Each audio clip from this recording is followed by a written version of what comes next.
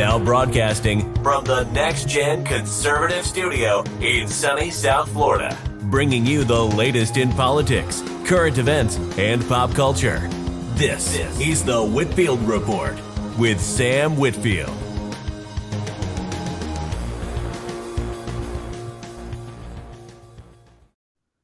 Well, hello, folks. Welcome to the Whitfield Report, and we have breaking news. Apparently Lizzo has fat shamed Joe Biden into giving aid to Hawaii, which makes no sense considering that A, Biden's not fat, and B, he's got dementia, but like somehow Lizzo managed to do it. What an accomplishment. Lizzo's actually, I've given her shit in the past for being a product of the woke subculture, and granted that may still be the case, but she finally shamed Joe Biden into stop supporting the Greenies and actually helping support Hawaii. So now apparently he no longer thinks that he thinks he's fat, apparently, from eating all the ice cream. Well, I mean, at his age, 2 pounds can kill you. That's not even a joke, At his age, being like a normal weight and having 5 extra pounds can be the difference between living 10 more years or not. Right, exactly. So in a way, Lizzo was doing him a favor, I guess. But no. Well, and also his original response to Hawaii was literally no comment, to which I tweeted, my fellow Americans, and yes, they might have voted the other way, but they are our fellow Americans, are suffering from a devastating, tragic emergency. They deserve better than no comment from the fucking president. Yeah, I mean, George Bush gave a no comment on Katrina, and it basically tanked his entire presidency. Yeah, even ignoring the war part, right? Yeah.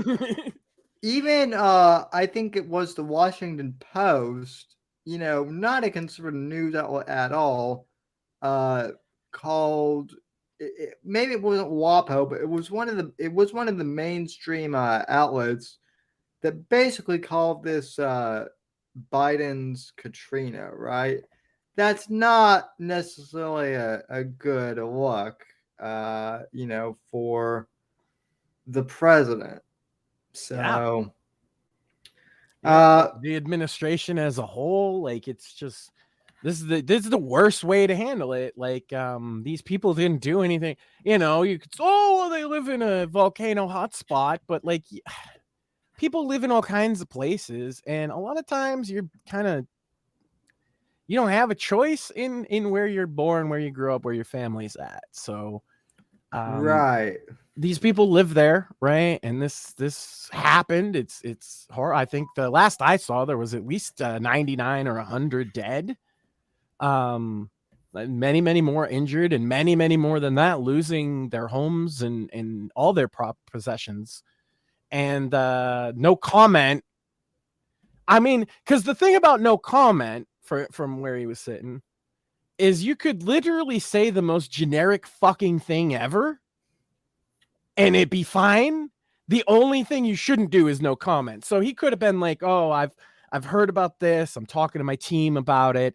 My heart goes out to people. That's all you have to fucking say. Yeah, he could have literally said, we're just now hearing about this, thoughts and prayers, and we'll see. Well, but he can't say thoughts and prayers because now they've equated that with being a hardcore right-wing thing to say. So he has to be like, my heart is with you or something like that. Well, yeah. But the same sentiment. Good wishes or, whatever. He could have done any number of... We'll be working on a plan, very soon. And as soon as I have details, you'll be the first to know. Yeah. There you go, Biden. I just did your fucking job for you. Heck, heck, at this point, Biden could have even like done one of his Biden dementia things where it was like, I had a great time in Hawaii once, or something like that, and that would have been, You guys ever pretty. hear about corn pop? Would have been a better response than fucking no comment. But what are you gonna do? Yeah, no, well, so I think people are. So I think one of the things is that once again Max has been vindicated that Biden is appealing to the greenies, to the environmentalists, because um, the green movement, and granted, I don't have like any articles and whatnot to back this up. This is just based off of what I've seen on Twitter. But like a lot of the green type people on Twitter, like Al Gore, have all been tweeting like, the hot summer that we've had and the fires in Hawaii are all, we told you so, climate change and all that stuff. Well, I mean, the first claim that I find really dubious about that is that I think it was Ilhan Omar or somebody like that said it's the hottest day in over 100,000 years. Well, that's funny because we've only been keeping track of temperatures since like the 1850s. So how is that possible? Yeah, Riddle me that one, Batman. Yeah, how would yeah, I mean, they've made claims like that before. If we've only been documenting weather patterns since the 1800s, well, first off, it's even more simpler than that. We weren't here a Well, bill, a a billion. 100,000 years ago, if unless you're a creationist, 100,000 years ago, there were some form of humans, right? Right. Here's the thing. We didn't have a system to gauge temperature. Yeah. Like Grug might have known it was fucking hot, but he couldn't tell you that it was 100 fucking degrees. Exactly. That's what I'm saying. It's like, And we didn't, by the way, didn't have a standard of measurement for well into close to modern times. There was no Fahrenheit or Celsius at all. Like that's a new invention relative to the scope of human history. Yeah, exactly. But no, they know because the science told them so. The science that doesn't exist, but the science that couldn't possibly exist for the reasons I just explained. Yeah, no. And anything that they do about trying to figure out what the global temperature is around that time is essentially a guesstimation. Well, we talking about the hockey stick? No. Yeah, where they take a look at the global temperatures rising and they leave out the fact that they're taking data from before we took measurements. Right. That's what I was saying. We literally didn't have a scale of measurement for temperature before a certain period. I think it's the 1700s. The hockey stick is used to show exponential growth in the temperature of Earth. However, the part where it exponentially goes up is current data, and the flat line that they show is all of recorded history before we started accurately measuring it. And they're using data that they've collected about like evidence of the temperature of Earth, but you can't just splice two different metrics together like that and not have it be deceiving. But that's the kind of stuff that you do when you're trying to push a narrative. Right. Here's my question, and I've asked this for years, is why would the temperature, right, if we can exactly like record the temperature before we were even here as a species, why would that matter to us even, right? Like why would the temperature of the earth before we even showed up really like affect us? It's like me being concerned about an event that didn't really even affect me. I had nothing to do with it, but yeah, I'm still concerned about it because climate climate shifts have dramatically impacted humanity. Like, Yeah. we had a mini ice age, where essentially it completely disrupted like growing seasons and stuff, and led to famine and people eating their own kids and shit.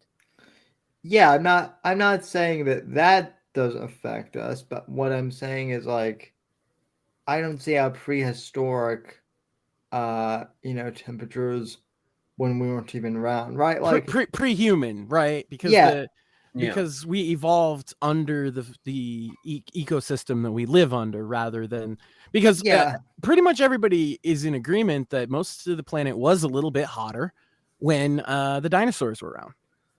Yeah, I mean, I'm not saying that it doesn't affect us at But again, all. that's still a guesstimation. It's based on scientific lines of data, rock, reading rocks and looking into fossils and things like. They come up with this reasonable assertion that it probably was a little hotter than it is now when the dinosaurs were around. But that's not a fact. That's not something we can actually know for sure. Yeah, I mean, without a time machine, anyway.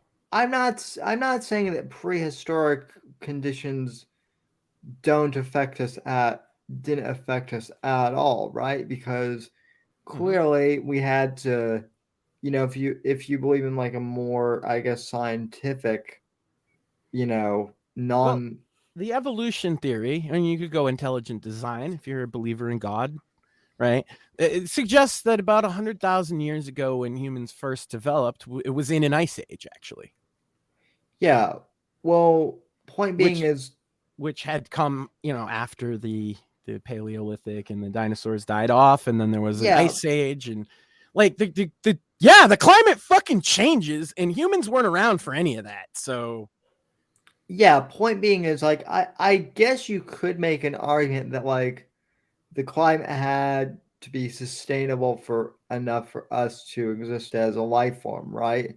But to fixate on prehistoric, weather conditions as much as these people do when they didn't really affect us, that's always been the real head scratch to me going back to junior high school. And whenever I asked that question, all my teachers were like, you are just a conspiracy, or global, or back then it was you're a global warming denier. Stop listening to Rush Limbaugh and watch this movie by Al Gore, right? Well, if we're looking at the evidence from that far back, like you said, we have a good idea roughly of the general trend of the planet based on all of the things that Max said. However, if you looked at it now with the same methods, right, we would be in a warm spot going back. Right. But here's the thing is you don't need, this is why they focus on that. You don't need to go to ancient history. I get it, motherfucker, especially you guys. You're Florida guys, right? It's hot down there, right? This is a hot summer for y'all. Well, let me just like throw some fucking cold water on everybody else for a second. This was the most average summer in Massachusetts in my entire life. Yeah. It was not that hot.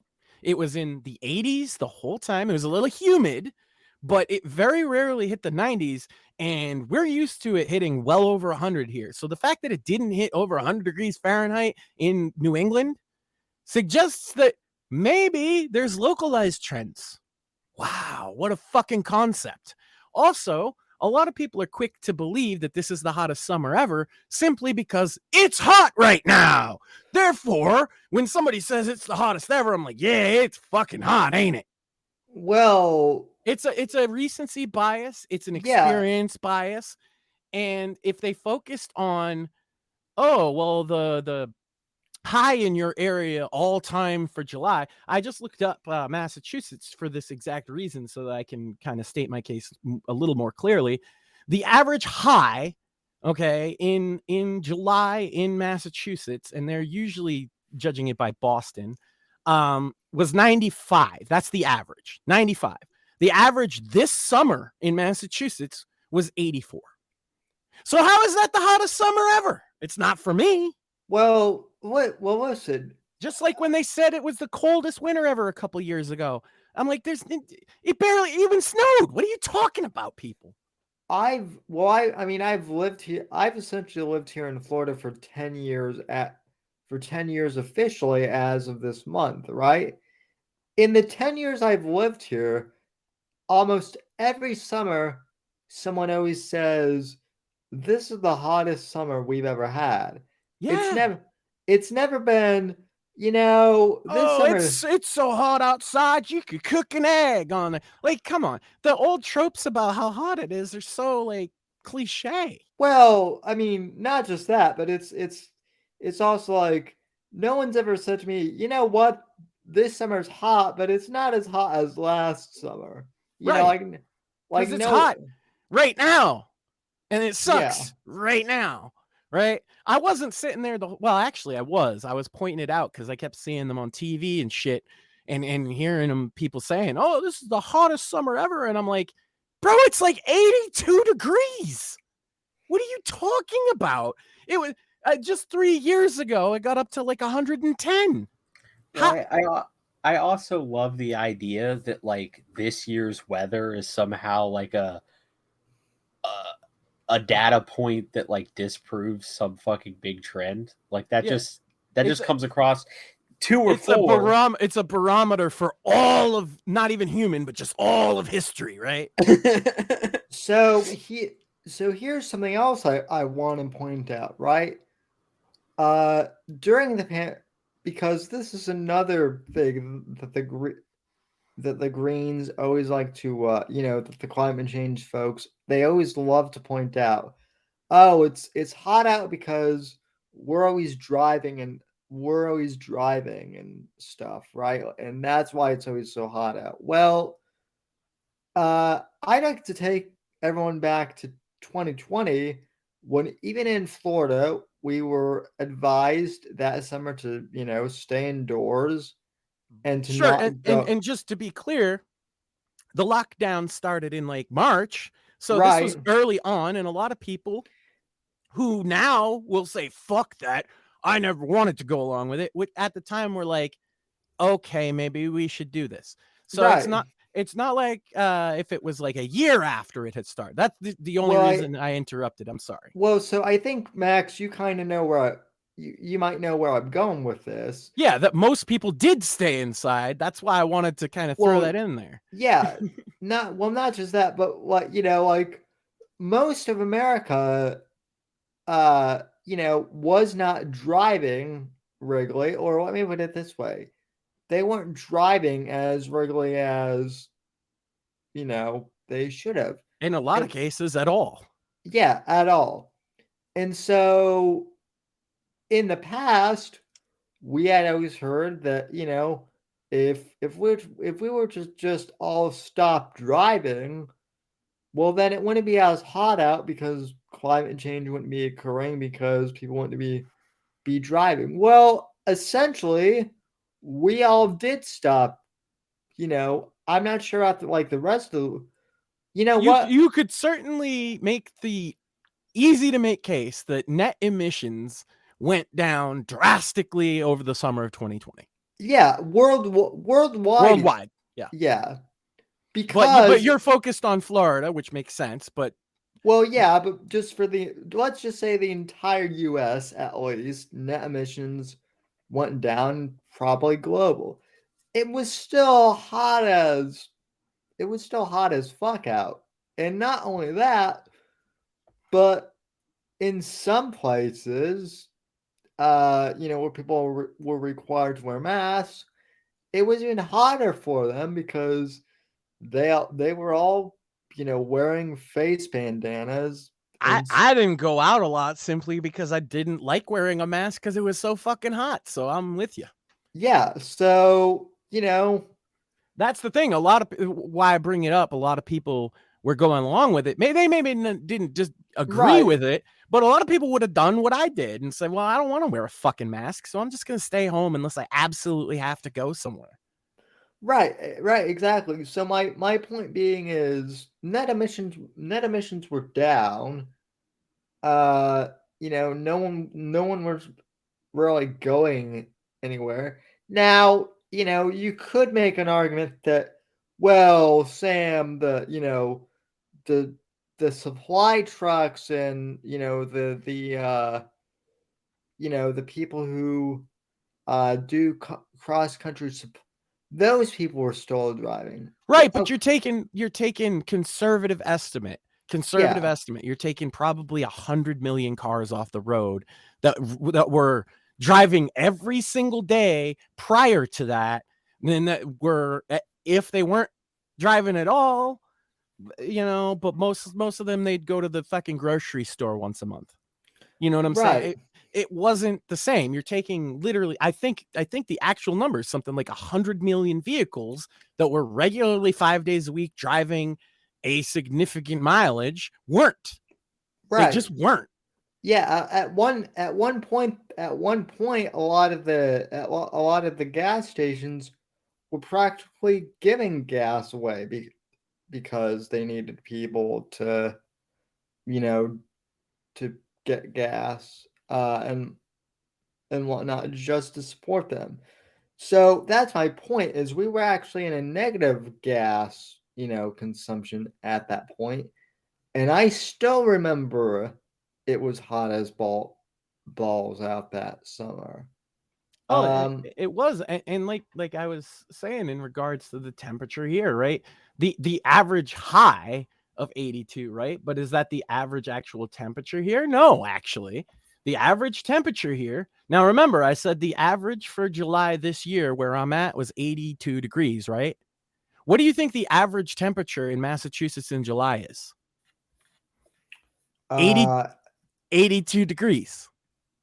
That's the average temperature. So when I say this was the most average summer I have ever experienced in my entire life, the data says, it's literally the number we use to represent 100 years worth of data as an average, right? This was average. It was a little humid. Well, it's always humid up here in the summer, though. We're close to the fucking ocean. And according to the EPA, right, a typical passenger car produces 4.6 metric tons of CO2 per year. Okay. Mm-hmm. Now, a cargo ship produces 16.14 grams of CO2 per metric ton of goods shipped per kilometer. Okay. So anyone who's telling you that passenger cars are the biggest thing leading to carbon monoxide, including fucking Hummers, let's be real. Like, that was the push. Because, man, I am a old school kind of car guy. I don't like the modern car designs at all. But the one I did like for a while was the big old SUVs. You don't see them anymore, right? They're very rare. Yeah. And the whole point of it, they're bad on gas. They appeal to a lot of people to say, you could save money on gas. And they appealed to a whole bunch of other people by saying, these big gas guzzlers are ruining the planet. And then it wasn't people's decision to not buy Hummers anymore. They stopped making them. It wasn't human action. It was a company decided. Because I guarantee you that a Ford Expedition or a Cadillac Escalade today, it would still be is popular. Of course, you can still get some of them. There's still some big SUVs that exist, but they're well over six figures. Of course, right? The main thing that you could do if the elites can still get them, but fuck you.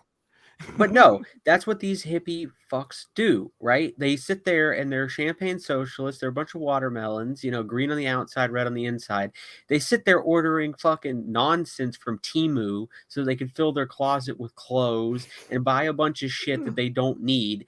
Meanwhile, they're going to tell you about the environment. They go on vacation across the world so they can sip wine in Greece. They have the biggest carbon footprint of anyone, and they're going to be the first ones to lecture you about your Hummer. I guarantee you, I put my carbon footprint against any one of these leftists, any one of them, and I will have a lower one by a lot. Well, right. You know one thing? I don't like AC. How's that? Because it's expensive to fucking run the goddamn thing. I'm always telling my wife, turn that bitch off. Hyper consumption is the main issue when we're talking about carbon, right? And If you think and that it's that's the not biggest it's not the poor and working class that are the hyper consumers, is it? no. Well, Not no, really. and You could have made the case when the economy was better, maybe in 2006. Maybe even 2018, right? yeah, well, now, go ahead. I mean, I remember that was like a big thing in like 2006 whenever An Inconvenient Truth came out. Was Al Gore, he made this entire documentary about how we all needed to cut carbon emissions, right? But As he flew around on his private jet showing the movie. yeah, and also, his friend George Clooney there was also right. I remember George Clooney was big on all this. We need to stop flying around, but yet someone found out that he had like the biggest carbon footprint ever. When Obama it, too. Obama has one of the biggest carbon footprints in America. oh yeah, Still, John Kerry, another one. Yeah, no, but I'm even talking about like normal, like everyday hippie types, right? I guarantee you, because exactly what Shmuley was saying, most of them are yuppies, right? They don't live like an ascetic. They live like a hyper consumer. They go to Starbucks. They have Apple computers. You know what I mean? They do all the fucking things, and I just guarantee. And I'm not even saying, oh, you're a hypocrite because you're doing all this. I'm just saying, let's put my carbon footprint, which is very low, against yours. No, yeah, I am calling them a hypocrite, and I am making them live by their own morals, because these petty elite types, because I'm not even talking about the Bill Gates types. Right. It's mostly the ones under them that, like, if you pointed out their travel habits, they go, well, I don't have a private jet. I just fly business class 4 times a year, right? Yeah. Yeah. Yeah, more than that for a lot of them. Real quick, the Anus Man in chat, hello. Says, for the record, You're playing Dice Golden videos. You might want to not do that, Max. Oh, wrong one. Yeah. Oh, yeah, okay, good. I was worried bad stuff might start. Well, see, we're on Rumble, so it's not as much Dice videos, Dice Golden could probably have stuff that's against the terms of service on that. Well, yeah, that's yeah. true. Yeah. Anyway, sorry to interrupt. I just felt that was important to. No, I appreciate it. The Anus Man in chat says, for the record, I was never in favor of lockdown. Well, I mean, neither were any of us here, I don't think, but No. I'm just saying a lot of people who now come out like strongly. That's why I don't necessarily take your word for it, Anus Man, because a lot of the most strong, I'm an anti-vaxxer, I was always against lockdowns, weren't. So I just don't take anybody at their word. I don't care what your position was on it, to be honest with you. No, I mean, I listen, I brought up the whole thing just to kind of illustrate a point that the carbon emissions were way the fuck down during the lockdown because no one was going.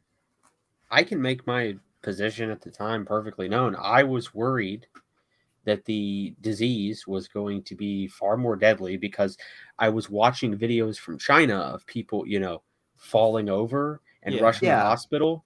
And those videos were actively being censored by Facebook. Mm-hmm. And so my opinion was that there was going to be a big problem. Now, my fear was that what we were going to do is, in reaction to that, we were going to just violate the Constitution without, even having it be a special thing, without giving the military, special powers and whatnot. Yeah. Good thing that didn't happen. And so my opinion was basically that if we were going to react to the virus, that essentially we were going to need martial law, and it was going to need to be a state of exception in order to not jeopardize our constitutional rights by having them just do it flagrantly without any kind of state of exception. So that was basically my opinion. Turns out that the virus wasn't very deadly, and when I found that out, it was like, okay, well now my opinions have obviously changed. I mean, defining very deadly, it killed a lot of people. The thing that nobody wants to talk about is that most of them were old and sick, right? And that's who's going to die in a pandemic first and foremost, right? Is people who are already predisposed to, for example, a flu. Yeah. If a flu goes around a nursing home, you get a lot more people dying than if it goes around a high school, right? It's just how it works. And so, like, when they point to the death numbers, it doesn't actually prove to me that this was like some mega deadly virus. It in fact proves the kind of mismanagement that we saw in New York with Cuomo putting COVID patients in old folks' homes, right? It's a mismanagement thing. But I mean, a biolab weapon, and those people's families should be suing New York, by the way. The other thing that people forget about is at the time that I was concerned about this virus, it was not on a lot of people's radar, and the official policy was that you were racist if you were getting prepared for it.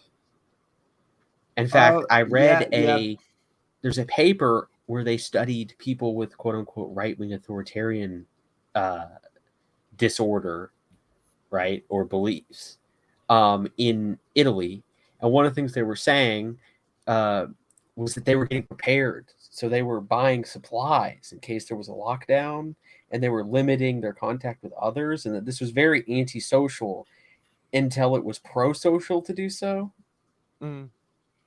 So this just goes to show, like, there's a degree to which you're like getting prepared when you don't have perfect information, and I did that, and I'm proud of it. So for a while, if people don't if people don't remember, we didn't we nothing was really clear on what even the symptoms of COVID were. I mean, there were some websites that made it seem like if you caught this, you were going to be dead in like less than 40 hours. You know what was awesome though is like when I got my vaccine. That's it. I mean, Operation Warp Speed was a success, and Ron DeSantis bid for it, and I got it through my state. All right. I went and grabbed one early on because I was eligible because of my heart condition. And you know what? Hey, if you didn't take it, that's great. I've always been against mandates, and I've been very vocal about that. But it doesn't matter, right? Because you took the vaccine, so you're on the other side. This is why I say I don't care what people's opinions about 2020 and the pandemic are anymore, because we really should be moving on to fucking other shit. The people that like the anti-vax crowd in particular really needs to move the fuck on. I'm sorry. Like, you're not winning hearts and minds a lot of the time. You're an echo chamber. And if you don't believe me, look at the fucking rates of vaccination among registered members of the Republican Party, and suddenly you'll realize that maybe the majority of people on the right actually got it. I am only because they did. I am only ironically for the mandates. Well, yeah, ironic mandates is one thing. Yeah. Well, no, I've said this about Ice Cube in relation to that and everything else.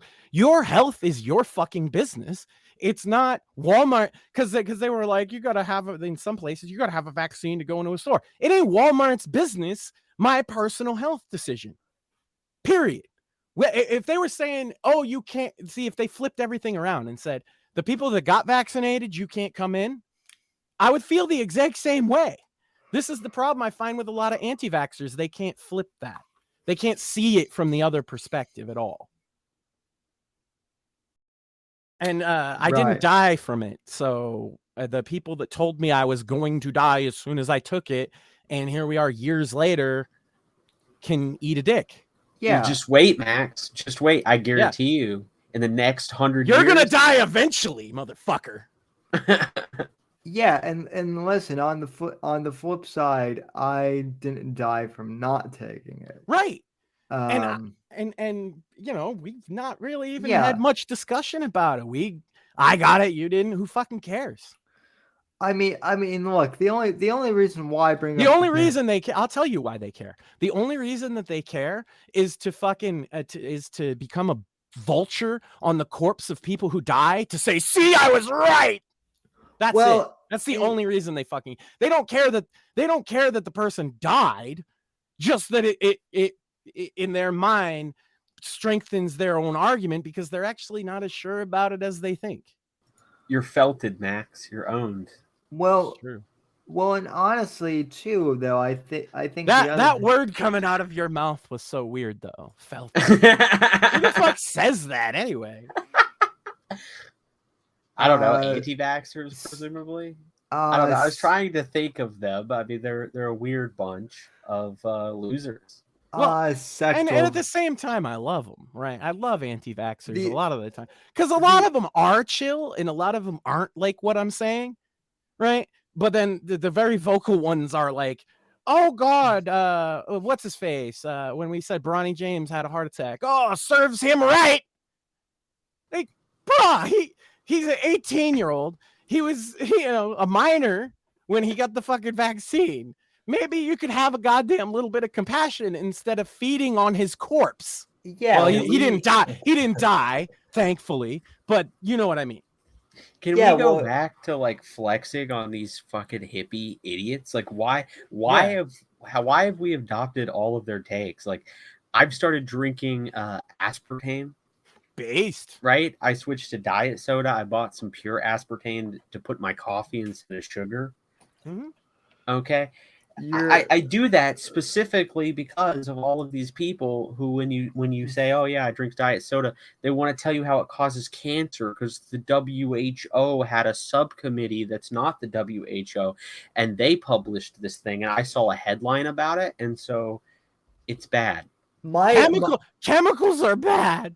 My favorite one is that cell phones cause brain cancer. Well, then it went to like the nth degree with the 5G shit, right?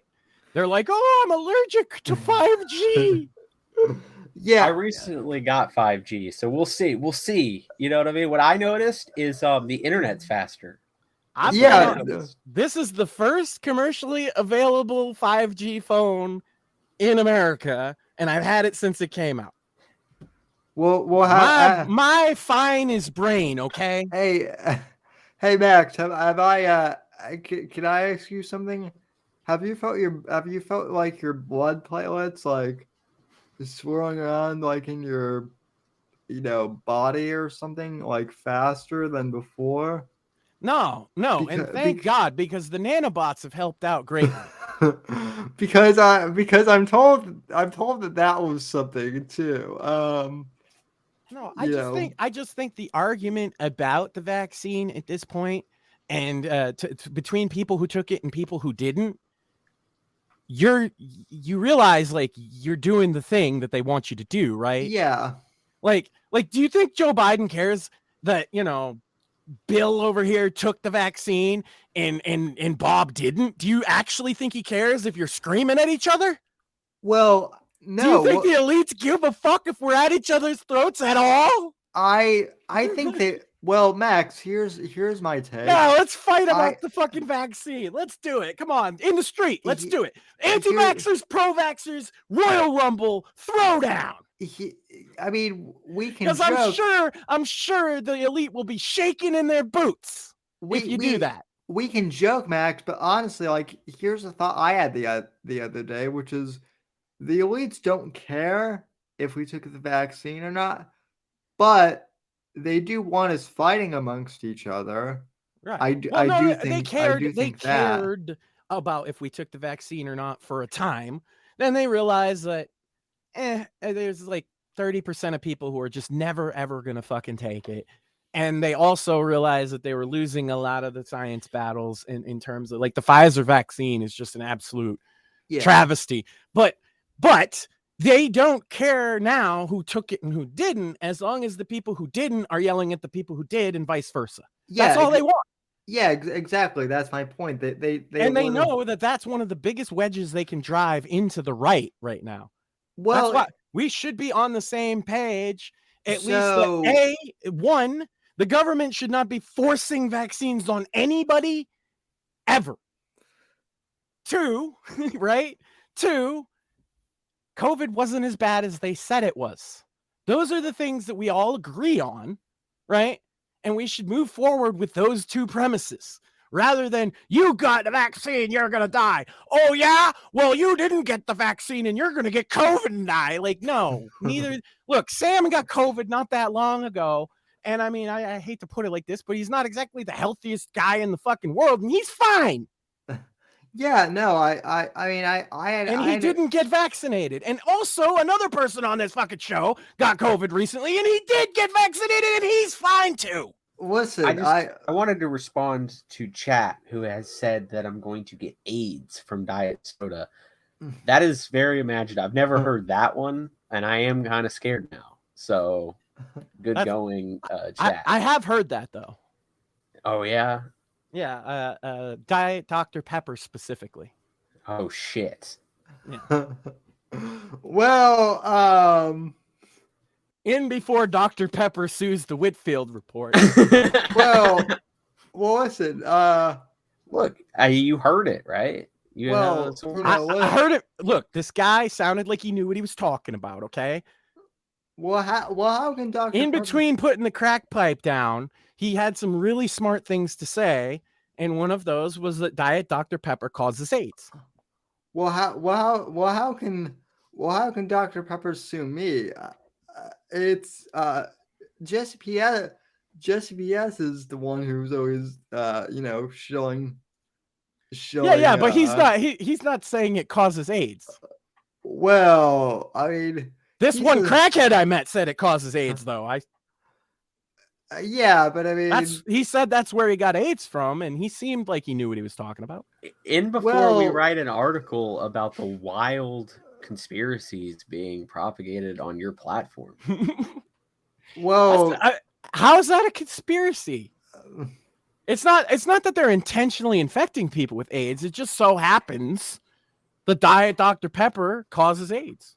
Well, I wonder if there's a correlation between the two, like drinking Diet Dr. Pepper and having AIDS, because I would not be surprised if there is a correlation. Right now, correlation is not causation, but it's not causation either. well, so we need to find out like what.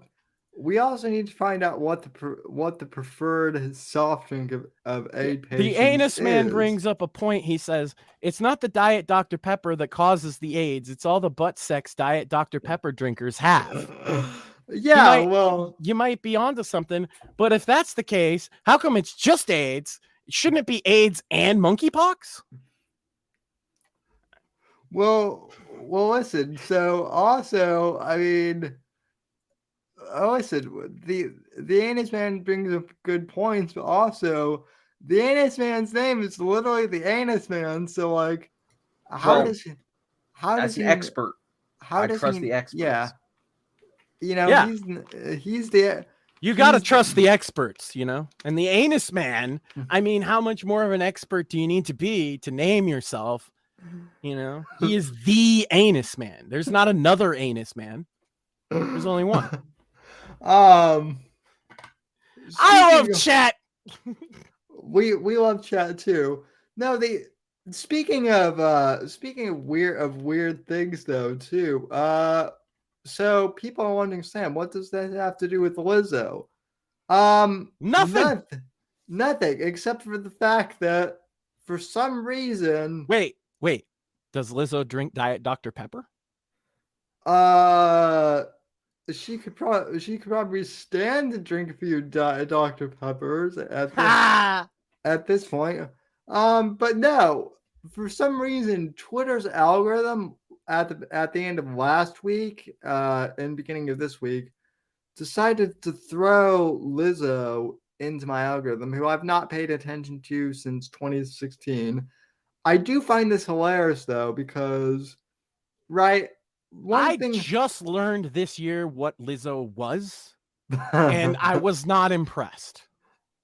Right. So look, there's nothing wrong with being a big fat singer Okay, Pavarotti was a big fat fucking singer, right? Aretha Franklin was a big fat fucking singer. That's not the problem. But you don't, if you're a big fat 500-pound motherfucker, you probably don't need to be wearing a thong on stage and twerking. That's all I'm saying. Well, not just that, but also, you mentioned Aretha Franklin. Lizzo is acting like she was the first uh, she was the first like sassy fat black lady Like to Motown ever. never existed. Yeah, I got Yeah, that. no, her shtick is I'm literally the first fat sassy black lady, and She acted like she was the first like black musician ever, right? Like, yeah. one, she acts like she's Beyonce, and So you ate Beyonce so no, what's funny ass now? first. What's funny now though is I guess so. Like I said, Lizzo was showing up in trending, and it was one of those things where I kept seeing it, so I was like, okay, fine, I'll check this out. Um, so I click on it, and apparently Lizzo is getting canceled because she's fat because she's fat shaming other fat dancers that she hired. Based. So this goes even deeper. So apparently, this just goes to show how little I care about like reality TV or something like that. But apparently, so when Lizzo got famous, she went on tour, and her gimmick is basically that she plays the is that she's fat, she gets on stage, she twerks a bit, and then she plays the flute. Well, originally she had like backup dancers and whatnot who would like, dance around her Yeah, when. and she sexually or they allege that she Well, was well, sexually aggressive and just kind of overall bitchy boss. well, no. I'm building up to that. So initially she had like actual dancers, like athletic dancers who Dudes were. mostly. Yeah, so but that wasn't good enough. She decided that she needed to like have other plus size dancers. So she would have put on a reality show on Amazon last year or something like that, where she did like a contest for fat backup for fat for like Right, and they obese. found every single fat person in the world who could dance like decently, Yeah, right? Because there's not that fucking many. so yeah, so this show goes. Because it's exercise. So And you have right. to be a professional dancer, you kind of got to do a bit of exercise. So yeah, so right, so the story continues. Maybe So have some cardio, so long story short, she got her crew together, right? And then it was revealed that Lizzo, who was fat herself, was fat shaming these other fat dancers and telling them to like, get to work or doing it, or do more exercise or whatever. Rather than Eh, hiring actual professional dancers, because I guarantee you none of those people on this reality show, I didn't know any of that, but Right. I'm just assessing from what you just said. She could have just hired professional dancers. I doubt strongly any of these people who applied for her show were professional dancers because, again, they're fat.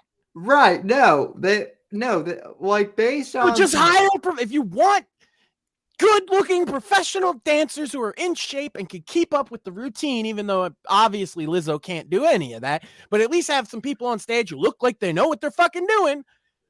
Don't hire a bunch of fat people. well, and that's And I'm fat, but come on. well, and so that's the other thing too that's so hilarious about this whole thing is like, so apparently like they were all they are all fat, right? Like they could barely none of them can really dance per se, but they basically got this gig and it's like exclusively unique to them. Yeah, you were fat and you showed up. Good job. They're Here's a job for you. they're all mad because, and I mean, rightly so, kind of, because they were actually doing like more physical work than she was doing Of course, on because stage. that's what there's been. It's because she used to have professional dancers, right? So she expects the dancers to do the dances, and she doesn't have to do all that. That makes perfect sense. Now she's got these new dancers, and she's like, "Hey, lazy! My last set of dancers would have done this." And it's Yeah, like, yeah, your last set of dancers wasn't a combined weight of 80 tons. right. But like they're actually doing more work, so in a way they're stealing her thunder now, and so she was harassing them. And so like yeah, that's my point. Is like is she's basically fat shaming them, and everyone's confused because like wait, Lizzo's fat shaming, but yet she's also fat, and it just goes to show that like the woke people eventually cannibalize Because each other. not even that. It's because she, like everybody else saying this, means what they really mean, don't fat shame me. That's Yeah. it. They don't care if you fat shame the dancers. Don't fat shame me. I shouldn't have to be confronted with my shortcomings. I'm fucking Lizzo. Whoever the fuck. I still have never heard a song of this broad. Yeah, neither have I. Like I'm yeah, like I don't even know why this chick is famous And other like, than and like, you can point to Aretha Franklin. Now, even in Aretha's day, okay, they pointed out how fat she was, right? Like because all of the other popular female singers of her day were sexually attractive, da da da da da. Why did she rise above that? Why did she break through that ceiling? Because she could sing better than any of them. right. So if Lizzo isn't a better singer and dancer than Beyonce, then what is she even doing here? The reason why Lizzo is often criticized, and I said this back in 2016 when she first like became a thing and was all over the internet. It's not that people hate Lizzo because she's fat. It's because Lizzo's entire shtick is being fat, and she has no I other talent. I, I I don't won't think. I I won't say she can't sing because I haven't heard her. But again, if you're not Aretha Franklin, if you're not better than the thinner, more popular singers, then what are you doing? What are you actually there for? Like Aretha was, she was probably the best female vocalist Yeah, at the time, right? And songwriter for that matter. I think that Sam is essentially correct. However, I would say that like I would take Lizzo's advice on dessert. I think she would probably recommend knows the some pretty best bomb dessert. dessert. Yeah. yeah. Well, apparently the other thing too was like she was having. I would be a little suspect on that though, because apparently like one of the other things too is in this lawsuit or whatever. Apparently she was going to strip clubs and like forcing the other dancers to like eat bananas out of out of her pussy or whatever. So What? so yeah, maybe not. That's the part I had heard about. Yeah, It like might not have been hers, but they were told to eat bananas out of anuses and vaginas. yeah, And if they didn't, then they wouldn't have a job. So yeah, it is. Yeah, and it's like you know the yeah yeah that's essentially which that's is, as a guy that's been around the rock and roll industry a long time, that is the most offbeat demand I have ever heard from a quote unquote rock star, right? Like I've seen in real life the brown M&M thing. I won't name who any of these people are, but I've seen right. rocker demand brown M&Ms. I've seen one who's like, I need to get an 8-ball of Coke right now, or I'm not going on stage. I've seen, hey, find groupies to come back. I need at least 6 of them to come suck my dick. I've seen all that kind of shit. but I have never, ever either seen somebody or been asked myself to eat bananas out of human orifices, ever. Yeah, and So I that's the mean, most rock star shit I've ever heard. yeah, well, and apparently Lizzo was also saying, and I mean, I didn't say this, but this is true. She also said, where else are you going to find a job like this? You know, to her fat backup dancers, and in a weird way, she's right. No, she is right, because she invented their job out of thin air based on the fact that they were fat. So that's why Yeah, she thought she could get. I've seen that. Okay, so this is the thing where you have a rock star, a pop star, whatever, that's getting something to their stage show where they want a certain type of person on stage. It's been midgets. I've actually seen big fat guys. They wanted there's one show they wanted a whole bunch of guys dressed like Fat Bastard from Austin Powers. It was pretty funny. It was great putting out a press release locally in the newspaper, like, we're looking for big fat fucks. You know what I mean? I've seen all kinds of shit, right? But like, yeah, the entitlement, particularly of, I created you because we like they do this to a lot of the short people. I said midgets, dwarf, whatever you want to call little people, whatever's the fucking term. All the midgets I know say midget or dwarf. So yeah, that's yeah. what I No, go with. no, same here. Um, Yeah. you know, they will get told by the people hiring them for just their physical appearance. Well, what other job are you gonna fucking get? You got to do what we say. And so yeah, it happens a lot, but I've never seen such a crazy example. Like, I'm thinking not even just stuff I've seen, but like stories in rock and roll history Yeah. that are that fucking out there. Like Ozzy snorting ants is like the closest I can come up with. Like, this is fucking crazy. I mean, I hope honestly, I hope they're taking her to court. yeah, no, and they are. Yeah. But again, I mean, to my point, because right, conservatives always, tend to complain that, oh, there's too much woke stuff. Well, I mean, yes, but also woke culture never lasts long, or it always turns on itself, and this is Right. kind of the case, because now out of the same publications that were once, praising Lizzo as, the next biggest thing, are now like, well, she's not that great.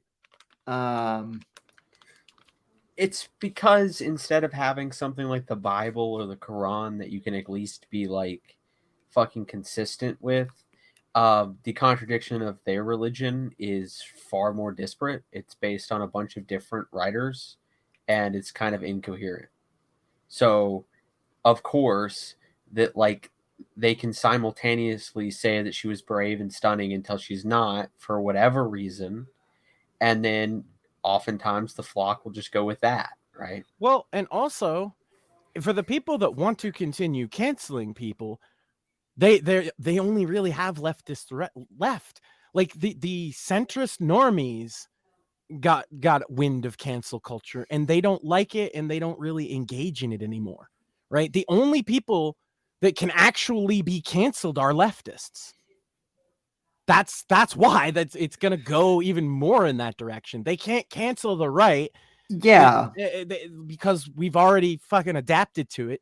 The normies have seen us adapt to it, and if they start to get canceled, we'll follow that fucking pattern. I can guarantee it, because they've not been attacked like that before, and it will, even if they're not that kind of aware of this kind of thing, as soon as they get attacked, they're going to be like, what do I do?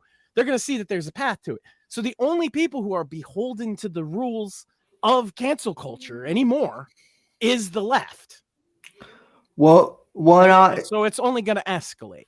one also, the cancellations have become so niche now that like most people don't even pay attention to them. Like, the only reason I even know about the Lizzo thing is because It was trending on Twitter at one point. It was trending big time on Twitter, and then also because Tim Dillon was on Joe Rogan's show and he was talking about it. Also, R.I.P. Tony was trending too, and I took the opportunity to do Tony Soprano tribute, which apparently like people both loved and hated that. So,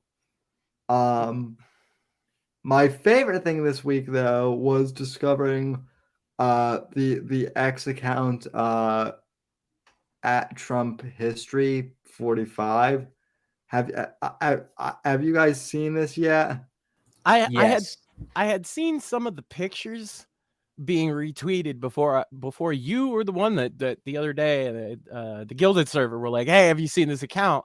I didn't know they were coming from there, but it's pretty hilarious. Yeah, these are, and I mean this as like a compliment. This is like if Shmuley ran a Trump like fan account. These are the types of things I could see Shmuley. Is that not my account? Yeah, I mean, Shmuley doxed now as the owner of that account. Well, no, I just meant by like Twitter at anon 12376301335. Yeah, he's not kidding. By the way, you guys, whatever he just said, go follow it. Good luck. That is his account. Like the best part is when you try and at him. It's a joke that just gets better and better. If you ever wonder why Sam will like tag me when he says on Twitter or X, whatever, he says, featuring Blame Max San at Blame Max San, and he never mentions Shmuley. It's because tagging Shmuley's fucking account is actually difficult. Yeah, because because you're like, oh god, I know it was Anon 123, but what the fuck came after that? The funniest thing is there's been a few times where I've had to log back into the account and my password, I'm just like, oh yeah, I can remember my password. That's no big problem. But then I'm like, Max, what's my username again? And I'm like, hold on, I gotta look it up. And then I'm like, I can't find it. It's fucking best timeline type shit. But no, I think that my account is a fan account. And I mean, I don't care if Destiny thinks that makes me retarded. I mean, like I was saying though, the Trump History 45, I mean, talk out AI art being like really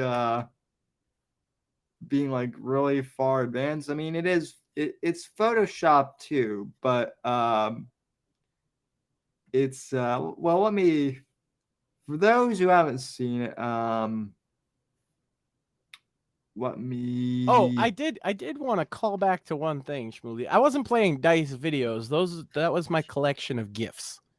Oh, okay. So this is all the stuff I played like in the corner of my YouTube videos. Oh yeah, I did see that on the pop-up. And some memes like this. I just did a little slideshow because I don't know, I got sick of my old one, right? The Biden did that. So I don't know. There's nothing that would get us in trouble in there.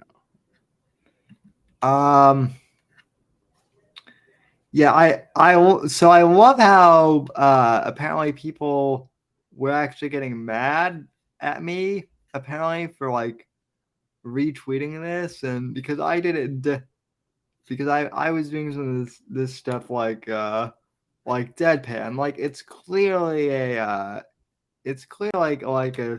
satire account, but like what? No. These are real. Look, I've seen that before, right? Y'all have never seen the Great Pyramid of Trump? The media often fails to mention the discovery of various ancient monuments discovered in Egypt that greatly resemble Donald Trump. Radiocarbon dating suggests that these monuments are roughly 4,500 years old. And Yeah. archaeologists till this day are puzzled on how exactly the monuments were made. Right. Yeah, but we've all seen that. Right? Yeah. You're saying this is satire. I think you're pulling a fast one on us. Well, listen. Right? Like, who hasn't seen that picture? Yeah, that was when he hung out with John F. Kennedy. Yeah, it was over at Rice. Yeah. Terrifically historic day. And also, look, Trump, Yeah, college, roll Tide, baby. Roll Tide. I remember that. yeah. It's crazy. It's crazy he was able to help out Saban in that season and deal with the pandemic at the same time. But like, that's the kind of man he is. Yeah, he also let's see what else he did. Oh my God, he also ran a marathon in the 1920s. Like, oh my God, he was a pirate too. He was in there for the Declaration of Independence signing. I mean, look, Yeah. the man. We've all seen that. Come on. The man truly has done everything. Mm-hmm. And if you don't like it, then well, you're just. He's gotta do one more thing. He's gotta pull a Grover Cleveland, Which he very well might do. Which it's looking like. Hey, DeSantis, 8%, huh? You're in single digits. He's in single digits nationally, and he's just barely out of single digits in Florida. Ooh. Oh yeah. Ooh, that's gotta hurt. And Vivek Ramaswamy, I'm sorry, Vivek. I always just say Viv. Is now number 2 in the race. So there you go. The 5% that DeSantis dropped and 5% that it dropped from Trump, at least in the most recent polling I've seen, both went to Vivek. So he's now sitting at a comfortable 13%. He is clear front runner if you took Trump out the race. Obviously, with Trump in the race, he is, he's in the 49% or something like that. Yeah. Somehow Mike Pence has still got 4%. I don't even know how that's possible. Donors, I'm assuming, something like that. I think it's just a sample size thing. Like, they asked 1,000 people, and like one of them happened to be like a Pence campaign staffer, and so they overrepresented his one vote. What I want, with Mike Pence, I would honestly I honestly want to know like what the actual conversation was, like, who convinced Mike Pence? Yeah, you can win. You should totally run. Because that's been his plan all along, is that he was running this election cycle. He thought Trump would win again, and he wasn't going to side with Trump on January 6th stuff. And he's like, well, the plan is still in place. I'm still going to do the same thing I was going to do anyway. I mean, and so he's running. If Pence had sided with Trump, like that would have been the way to that would have been the way to go, right? Like, yeah, he won't get elected dog catcher now. You mark my. Mike Pence is just toxic. Like, I've made a point that DeSantis is pretty much done because he's fucked this up so badly and he should have waited 4 years. Mike Pence is way worse off than him. Yeah, no. You were doing the same. You were pretty much on the same thing I was, which was that DeSantis should have waited, 4 years, and then he exposed himself worse than I ever even imagined. Actually, like, I was just making a joke yesterday in the Gilded server. Right, he's replaced his campaign manager for the sixth time since he announced his candidacy in June. 10 fucking weeks And he has had Yeah. 6 campaign managers. Drop the fuck out. You can't manage your campaign. You can't manage this country. You might even want to consider resigning as governor. If you're this bad at managing staff, that's the most exposed I've ever seen a candidate before. Yeah. He's got guys tweeting Nazi memes. He can't even come up with a goddamn when he announced his candidacy, we made fun of that. He says the wrong thing every fucking time. He was getting trolled in Iowa this week. People were coming up to him chanting, "We want Trump. We want Trump." Right. Oh man. Like, is there any more L's that DeSantis could take? I guess the one of losing the fucking primary. I was willing to, in the beginning, I was willing to like forgive the Twitter Spaces thing. I was willing to overrule, but yeah, 6 campaign managers in the span of 10 weeks. Yeesh. Yeah. I think that's the record, to be honest with you. I'm pretty sure that's the Trump in 2016 had 2 through his entire campaign. It was Lewandowski and then the guy he got at the fucking thing to whip up the votes. I forget his fucking name. Steve Bannon? No, Bannon was never his campaign manager. Bannon was part of the staff, but he was never like the title of campaign manager, right? No, it was this is an older guy. Anyway, he just got brought in for the convention because he's good at whipping up votes. And then Corey Lewandowski came back, I believe. But either way, that would be 3 in a 2-year election cycle. This guy has had 6 in 10 weeks. Yeah, and I remember when Trump changed campaign manager, like when Trump changed campaign managers, the mainstream media made it seem like it was like an unprecedented, big deal that he did that. It actually is. Like, the idea you would change one campaign manager is a big deal because it doesn't happen very often.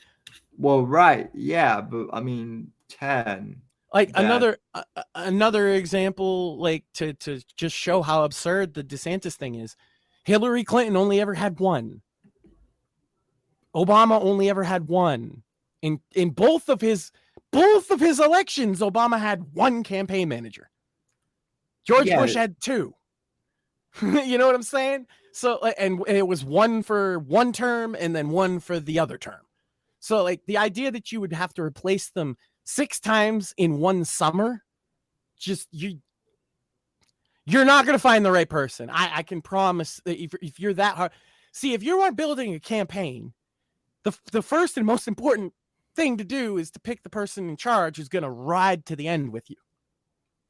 And he clearly has not done that. Well, I mean, to be fair, like, DeSantis, to me at least, from what I've observed, he seems better at leading than he actually is at campaigning. Although, that was like, I'm not sure about right now because he's not, here. Well, I mean, he could be. Nobody fucking knows. That's the thing. Right. And that's the thing is you're literally basically talking about before the last election. Because since he's been, even before he was running, he wasn't in fucking Florida. And not only that, like, he did the hate speech law, right? That's, very unpopular among right wingers. He did what was it? He just lost to Disney. He just admitted he got his ass kicked by Disney. That was his whole fucking thing. And this week, his campaign is announcing that, oh yeah, we're just gonna give up. They win. Okay, well, that's the kind of president you want to be, huh? That's not the kind of president I'm voting for. Yeah, I mean, we all don't pick a fight and then surrender. What if this wasn't a legal battle with Disney? What if it's a war? You're gonna pick a fight and then surrender? Jesus. Right. Well, this man was. You got to remember, he's applying for the job of commander in chief, and all I'm doing is holding the standard of what that entails to him. Well, I'm trying to be fair, but he makes it very difficult because he has exposed himself to be very bad at this stuff, and well, he's also very bad at public speaking. I've noticed. I think a lot of people just hadn't heard him talk a lot before, yeah, well, and then again, even in Florida, right?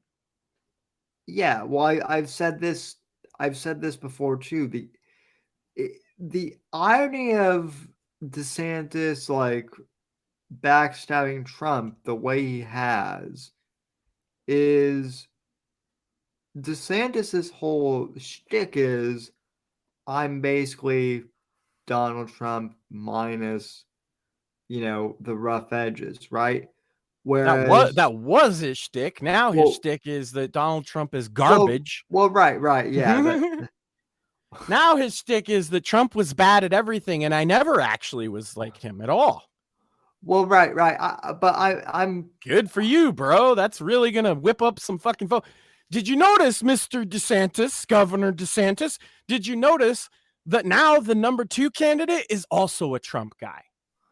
right. Well, What does that tell you about the fucking electorate when over 62% of them are voting for candidates that are openly pro-Trump policies, that between Trump and Vivek? Well, not just that though, because Vivek, at least to my knowledge, was never like trying to act like Trump. No. But he Trump-like? he represents another kind of strain of Trumpism, like No, Trump no. populism.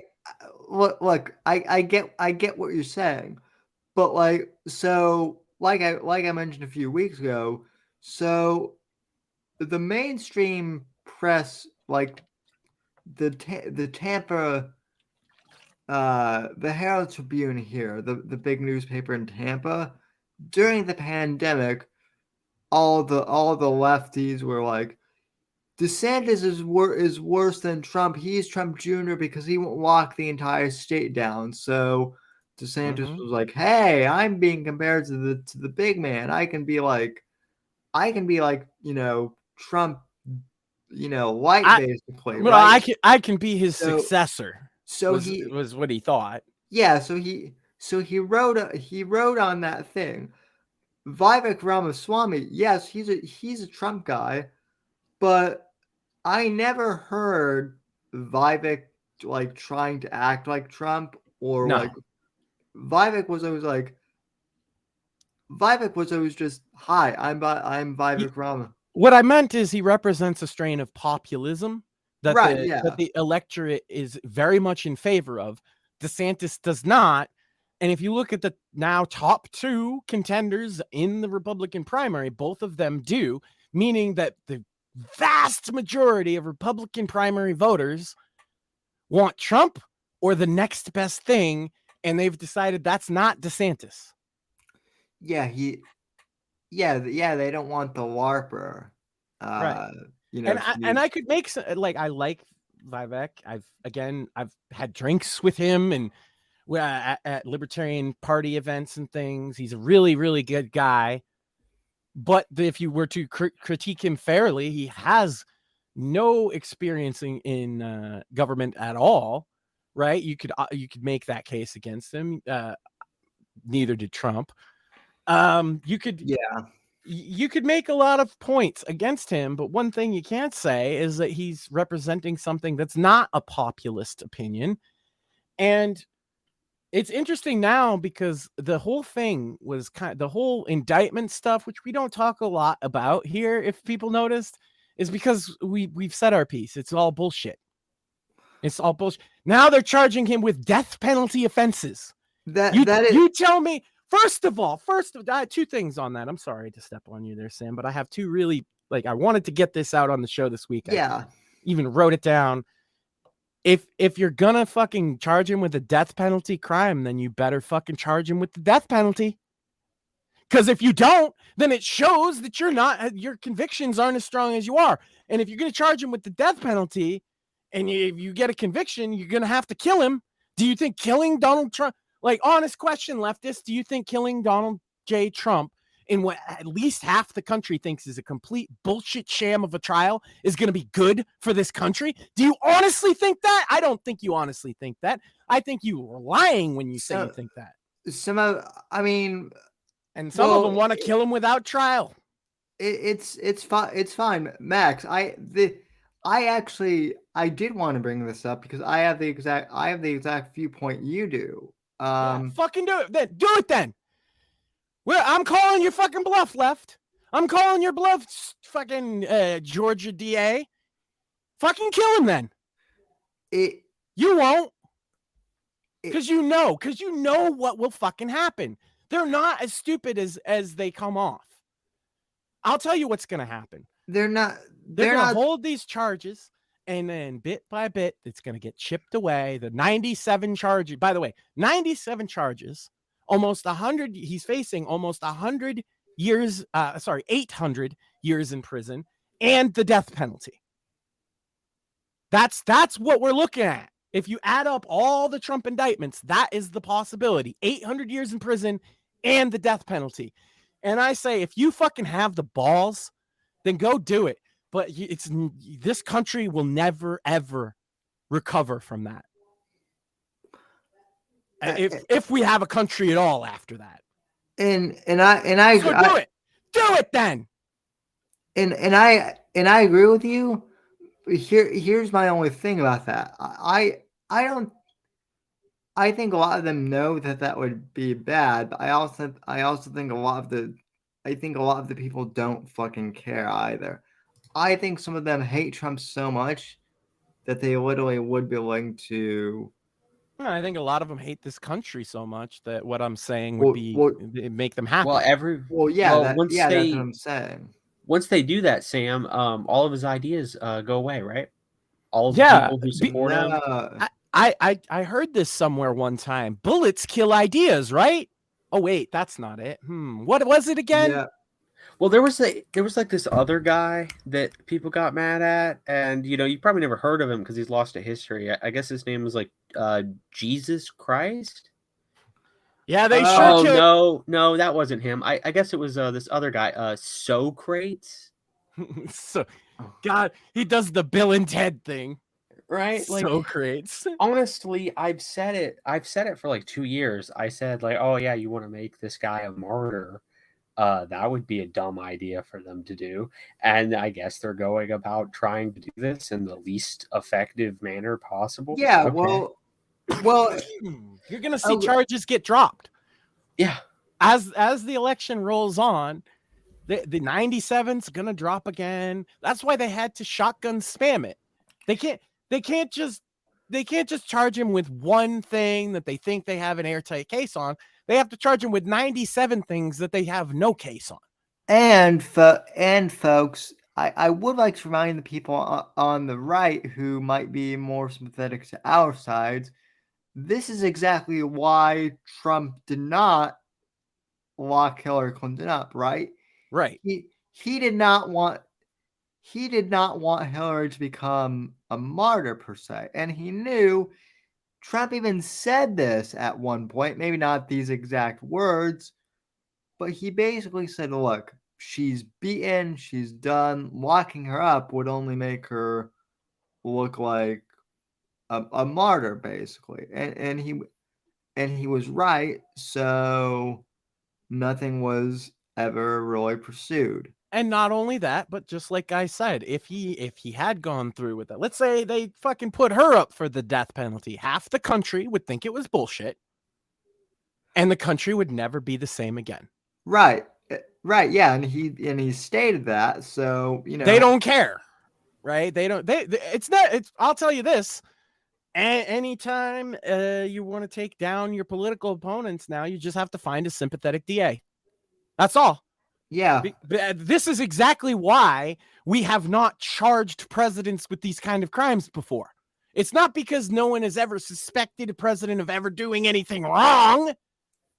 It's because if you fucking open this fucking Pandora's box, it's just like with the impeachment. I've been saying this for years, since they first impeached Trump over the Pissgate shit. I was like, okay, so the game now is I don't like your guy. impeach. Why didn't we impeach Joe Biden day one? Because right. Well, and I know that you saw this tweet of mine. And you could make the case that the Democrats held Congress. Okay, Republicans hold the House. The House gets to decide on if there's an impeachment or not. Why have they not impeached him? Because we're in August. They took power in January. Why have they not impeached him? Because it's not a game of whether he did anything wrong or not. Now, we could argue about what he's done wrong, and there's a lot to say about that, right? But let's imagine he didn't. I don't care. Impeach him. That's the game. This is the game we're playing. We're not fucking playing patty cake. We're playing, right. They come after him, they impeach him, they charge him with bullshit crimes and the fucking death penalty. And so I want to see the death penalty charged on Joe Biden the moment he leaves office. Because legally by a fucking DA that is invested with that power, but I want to see it fucking done. I want to see them charge him with a death penalty offense just because he's not on our side, because that's the fucking game. We're playing team sports politics now. Right. Well, and not just that. Well, not just that, but also ballot harvesting. Let's fucking harvest, bitch. If you feel like that, that's too. Ballot harvesting's bad. Yeah, it is. It's the law of the fucking land, and we can't change it. How about we start harvesting? Yeah. Instead of getting fucking blown the fuck out, because they ballot harvested and then cheated on top of it. But they wouldn't have necessarily even needed to fucking cheat if it was anybody but Donald Trump. Remember that. But Max and Sam and Shmuley, the higher moral ground, says the GOP. Yeah, the higher moral ground as they make you into a communist nation. Because if you're not on their side, you get the fucking death penalty. Yeah. Yeah, no, it's great. It's great, isn't it? You're the main opposition. Off with his head. What does that sound like? Does that sound like America to anybody? Well, is it just me? Am I the only one seeing how fucking insane this is? No. I mean, the title last week's episode was "Are We Banana Republic?" And it took us a whole week to answer that question from last week. But I believe the answer is yes, ladies and gentlemen, we are now officially a banana republic, it seems. Well, we're well on our way, but that's what I'm saying. Just be open about it, guys. Just fucking kill. What do you even? Why do you even need evidence? He's on the other team. You just kill him. You don't need evidence. This is the fucking USSR. Here's Gulag now. Sorry. I'm sorry, Sam. I'm fired up about this. No, it's fine. I'm fired up too. So here's one thing I brought up this week and last week. I think maybe you saw my tweets about this. Okay, lefties, I would be willing to concede the fact that Trump is corrupt and criminal and all that shit. I would be willing to concede that. If you guys could also concede that Biden and Hillary and all of them are also equally corrupt and also guilty of all the stuff that you guys are accusing Trump of. You won't, but for the record, I would like to state that, Trump got, indicted on having, classified documents in his home. When who had a whole private email server that wasn't even password protected, and the Justice Department in the John at her house. Yeah. How about in boxes in the garage where Hunter kept his coke? Right? How about you want to do Trump did deals with Russia, right? What about the Bidens doing deals with Ukrainian gangsters, and it turns out that Hunter was the bagman for the Ukrainian It's And then look at almost- all this money that Joe Biden's giving them. It's weird, right? Wow. What about the other? How much of the money that we're sending over to the Ukraine do you think goes to the big guy? I don't even want to guess the amount, but what I would say is I'm going to say all of it. You know why? Because he's on the other team, so they should just have him put to death. Well, yeah. Everybody on the other team should just get put to death, right? Because that's where we're fucking at as a country. Yeah. I was String them up, baby. I was gonna say it's probably some insurmountable amount of money, but yeah, all of it works fine too. Yeah, it's who cares? The truth doesn't matter. The truth doesn't matter anymore. It's long gone, right? We were in a post-truth world, baby. Yeah, look, Max and I are usually optimists, and so is Shmuley. But I will say I'm still optimistic because I'll tell you this: when I say, kill him, you won't. I mean that last part. They won't. That's the thing. I mark my words. Just because one of the charges carries a death penalty offense, they are not in any way, shape, or form going to seek the death penalty on it. You can guarantee that, which is what makes the whole thing absurd. Because, by the way, he would be, if that were to happen, if he were charged with the death penalty crime, convicted, and then executed, he would be the first person in America to be executed for a non-murder related crime since 1931. Yes. Because we don't execute non-violent offenders anymore. But if we're going to start doing it, I've been saying, since the goddamn very beginning, Article 3, Section 3 of the U.S. Constitution. All right, every Democrat in Congress needs to be charged with treason, given a fair trial. Yeah. And then, if convicted, hung until dead. Yeah, that's because that's the game now. Well, that's what I'm saying though too. Everything they've accused Trump of, they themselves have at one time or another been accused of. And by the way, I don't want to hear this. Oh well, he's been convicted, or no, he hasn't been convicted, but indicted. But he's been indicted, not Bill. Well, and okay, indictments don't. I was once indicted for a crime. You know what happened? I was acquitted because I didn't do it. Yeah. That's, indicted means nothing. Indicted means they have enough evidence that a judge is willing to hear what the prosecutor has to say in a longer setting. That's all an indictment is. Yeah, people forget basic law. That in American law, innocent until proven guilty. An indictment doesn't mean someone is automatically guilty.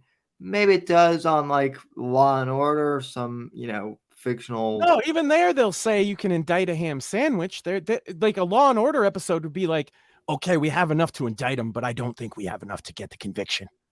Maybe we should wait a little longer until we have better evidence. That's how Law and Order would fucking tackle it. Well, no, nobody tackle it. The only people who will tackle it in this manner specifically are political partisans who give no fuck about the law. Right. Yeah. But I love this idea that all these indictments because I literally heard this logic from someone the other day. Well, he's been indicted so many times, so he must be guilty of something, right? And it's like, okay, well, but that's not how our legal system works. Yeah. I can understand the court of public opinion maybe doesn't work that way, but the way our legal system works is if you want to bring a charge, you bring an indictment first, because otherwise, the whole point is, do you have probable cause that would get a judge? This is the question they ask a grand jury, essentially. Is there probable cause to get a judge to hear more evidence of this crime? That's it. That's the question. That yes or no. Is this enough for you to think a judge should hear more evidence? Not saying that they have it or don't have it. Just would a judge be willing to hear more evidence to see if there might have been a crime that took place? If yes, indicted. If no, not indicted. That's how it works. If anybody didn't know, they get the grand jury together. They show them the very early preliminary evidence. The standard is not guilty or innocent. The standard is, if we brought more evidence, do you think it would be good to bring in front of a judge to find out if there was a crime that took place? And if you say yes, then that's an indictment. And yes, the joke, going back as long as anyone can remember, is that you, in New York especially, but just anywhere in general in this country, you can indict a ham sandwich, and they have. Look it up. People have indicted ham sandwiches to prove this fucking point. All you have to do is fucking say that the ham sandwich is representing a John Doe person. There you go. Would you like to see more evidence that this ham sandwich committed a crime? And then the six grand jurors say, yeah, why not? Oh, and all the places that they happen to get these grand juries together just happen to be like overwhelmingly blue. Yeah. Well, Also, there's also a point. Sorry, but this is kind of important. He cannot get a fair trial in this country. Period. There is no fair trial for Donald J. Trump. That's never going to happen, because you have to ask the question, do you know anything about this case? Are you going to find me anybody in this country who has no idea about Donald Trump, has no opinions about him, completely unbiased, doesn't know anything about any of this? Are you going to find 12 of those? Me. Well, you'd just be lying, though. That's that's what they're going to do. But they know I would vote guilty. I would say, get him. He's right there. I brought the rope. You know what I mean? Like, no, these people. No, not really. But these people are going to feign objectivity, get on the jury because they've done this before. Yep. Look at fucking all kinds of shit where they've done that, and he's probably going to get convicted of something or other. He can't get a fair trial. I just don't buy it. I don't think that there is any way that you could give Donald J. Trump a fair trial. Yeah. One. I mean, I hate to say this, but the whole Alex Jones thing is a perfect example of that too. I mean, Alex.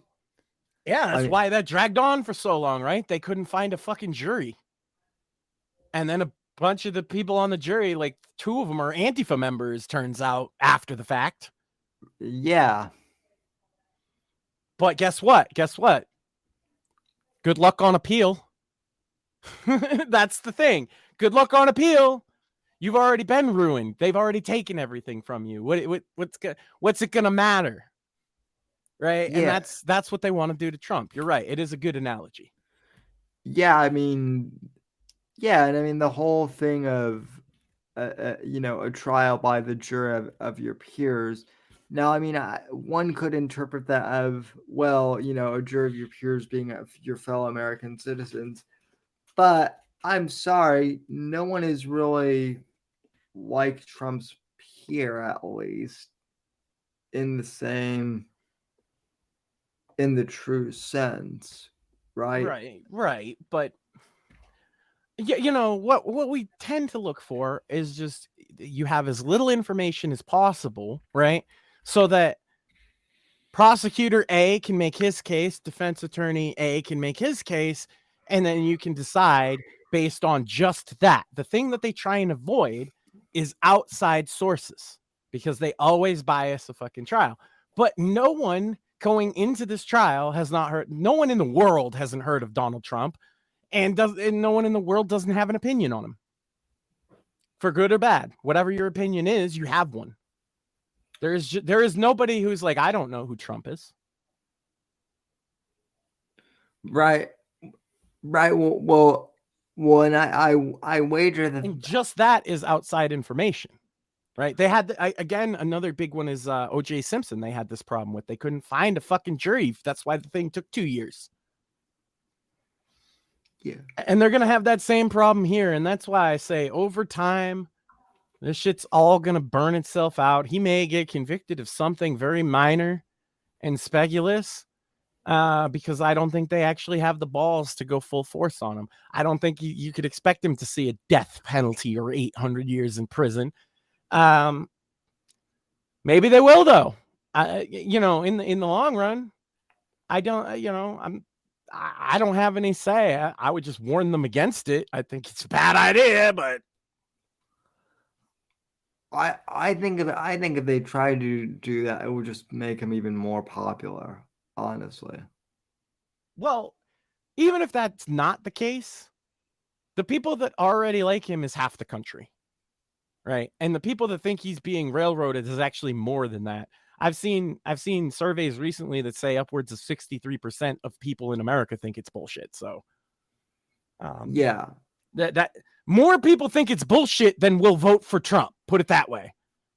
And that's already pretty spectacular, considering he got the most votes of any incumbent president in history and somehow magically lost. Yeah, I don't know. I don't know how it all turns out. It's a wild fucking ride. It makes me angry, but at the I'm only stage angry and yelling today.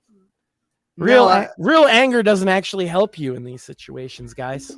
No, I mean, I do like that we're talking about this, because people have asked, well, why haven't you guys talked about, this is something worth talking about, actually, because it does carry, the death. Well, I've waited, other than saying it was bullshit. I mean, then both of us, we kind of were like, yeah, it's bullshit, whatever. Let's talk about other shit. But now they're throwing in death penalty charges. So at some point you got to say something, and it's like, all right, fuckers, then do it.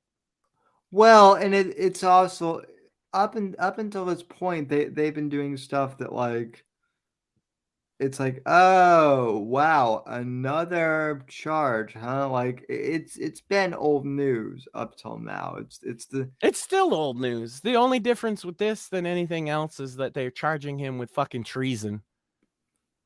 Well, and sedition and RICO conspiracy and all this other bullshit. And it's all bullshit. And I don't believe any of it. And there's nothing they can do to make me. And I represent a lot of people in that regard. Yeah, the project. I will vote. I said this before when the question got posed, right? What would I vote for the chaos vote? And I said Donald Trump, and people thought I was fucking around. I was like, in any circumstance, I will vote for Donald Trump. And that includes if they kill him. If they kill him, I'm still going to write in Trump for this next election. Yeah. Even if he dies, God forbid, but something happens to him just health-wise, let alone if they kill him, I am voting for Donald Trump regardless.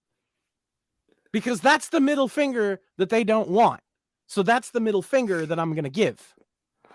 There is no other. There is no substitution. There is nothing nearly as good. I like Vivek.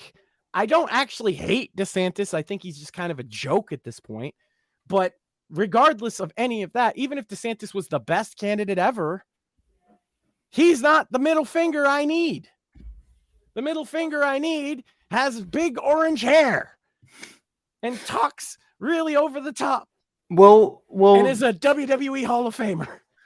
Well, listen, Max, to that point, if DeSantis were the perfect candidate, let's just say that, he would be being attacked mercilessly like Trump is, and he's not. Yeah, they've done like half-hearted attacks on him, from the same outlets that write fluff pieces on him, because they're like, oh shit, if we attack him a little bit, maybe people will. No, people don't like him because he's not actually very likable. The more people get to this is the thing, people didn't know him before, even in Florida. Like I said, like you guys had seen I mean, how close do you follow the governor race, right? You probably seen him speak. You might have seen a debate, but you weren't watching everything he was fucking saying because there was other shit going on, right? And so Right. now that the people have got to see him speak quite a bit, people have seen him interact with people on like a normal level, like trying to appeal to the everyman at the goddamn state fair and shit. And it just it falls flat. He comes There was off always a, robotic. there was always a juxtaposition, and I've said that to Rick well before he was running for president or whatever, that the guy lacks a certain charisma. Mm-hmm. Doesn't matter as governor, but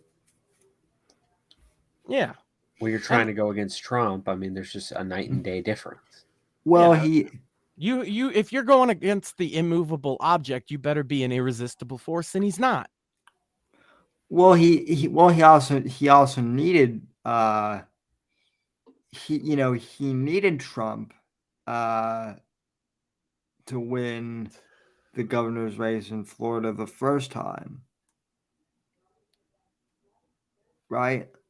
No one really knew Yeah.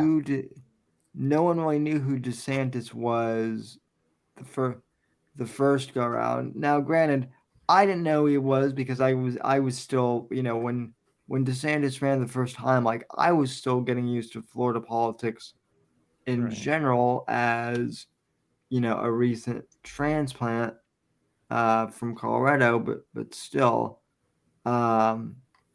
it wasn't until Trump like endorsed DeSantis that I had even heard of him. That's kind of my point. Yeah. So, Yeah. So if Trump's not in the race, yeah, I like Vivek. If Trump died, I would hope for Vivek to win of all the candidates currently there.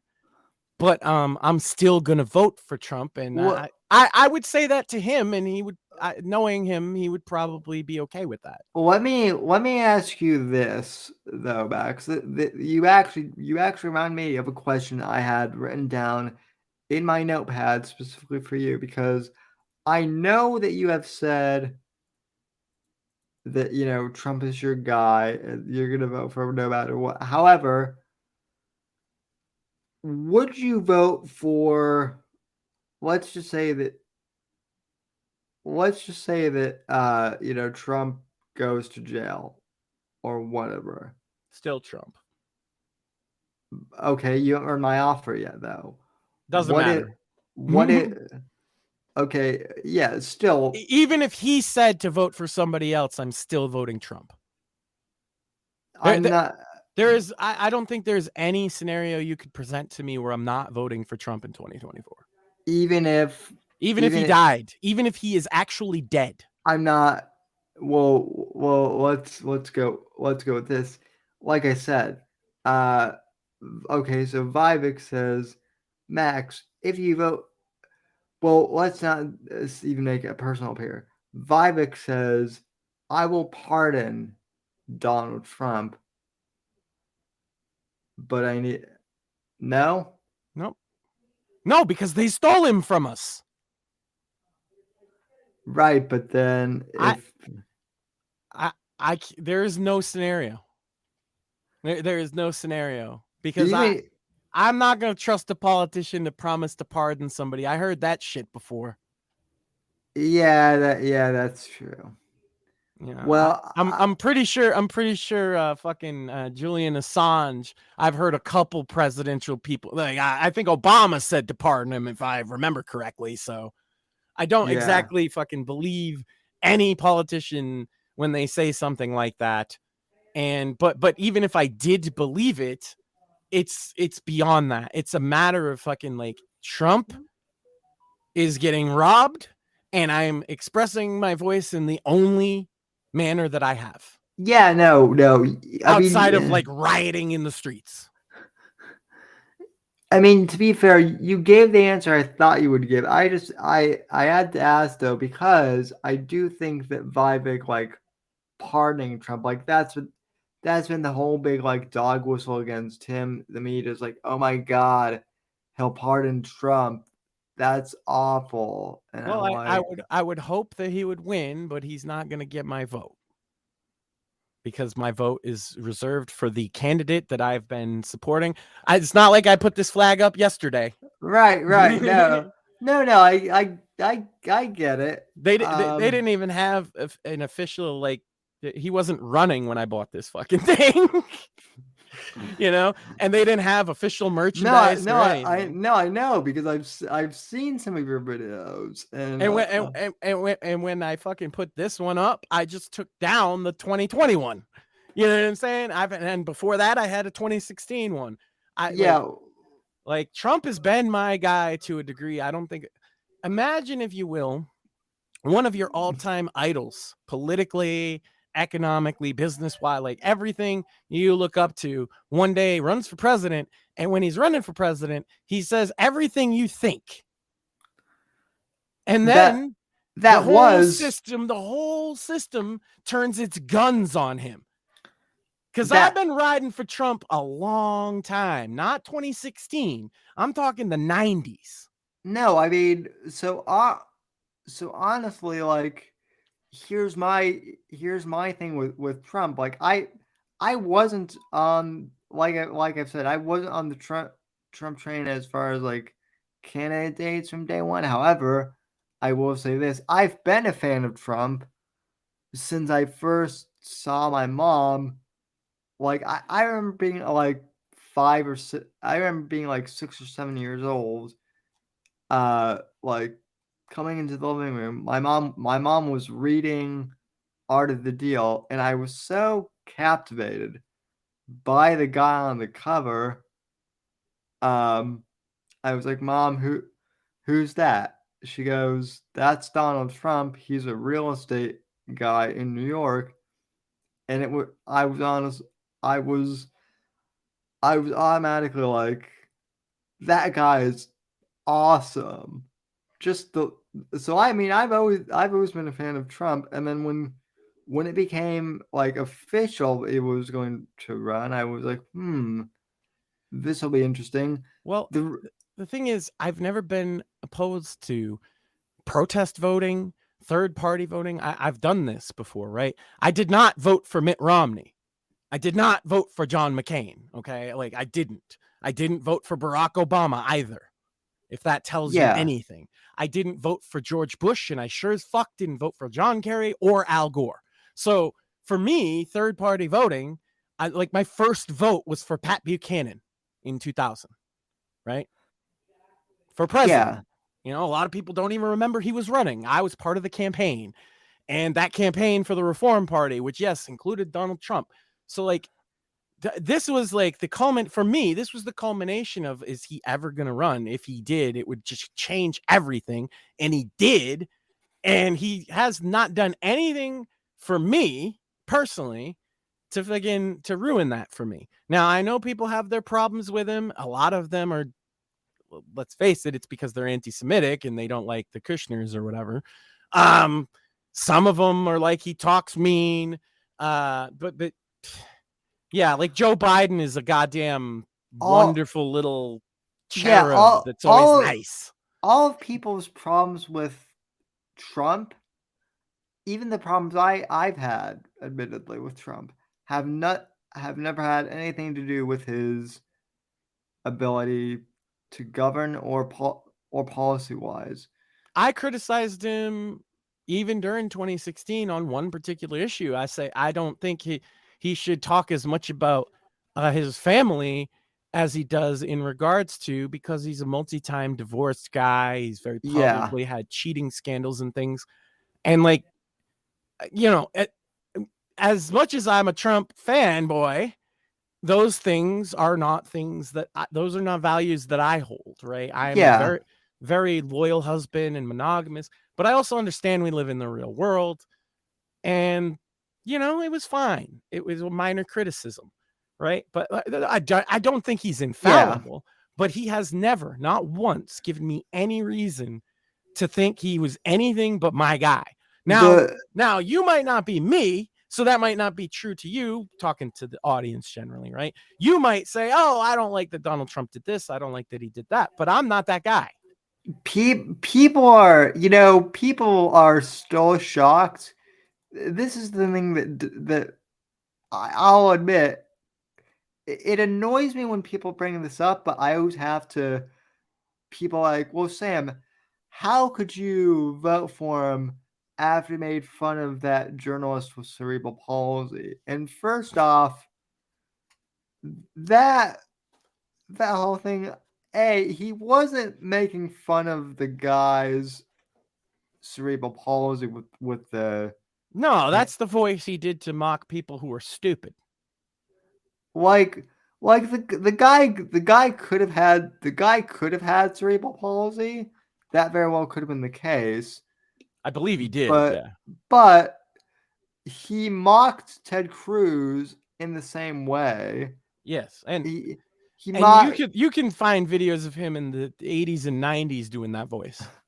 Right. So that's my thing. Also, I mean, okay, let's say he did. Let's say it was just because of the cerebral palsy guy. Would that be a deal breaker for you? No, of course not. Because you're a man, not a child. Not just that, but like, not just that, but like, in all honesty, when I saw that, I'm like, that's it. That's like the worst. I was gonna say, you do worse than that to make fun of cerebral palsy. No, all the time. I've actually been bullied way worse than quote unquote anything that Trump did. And yeah, I mean, I get, oh, he's supposed to be presidential.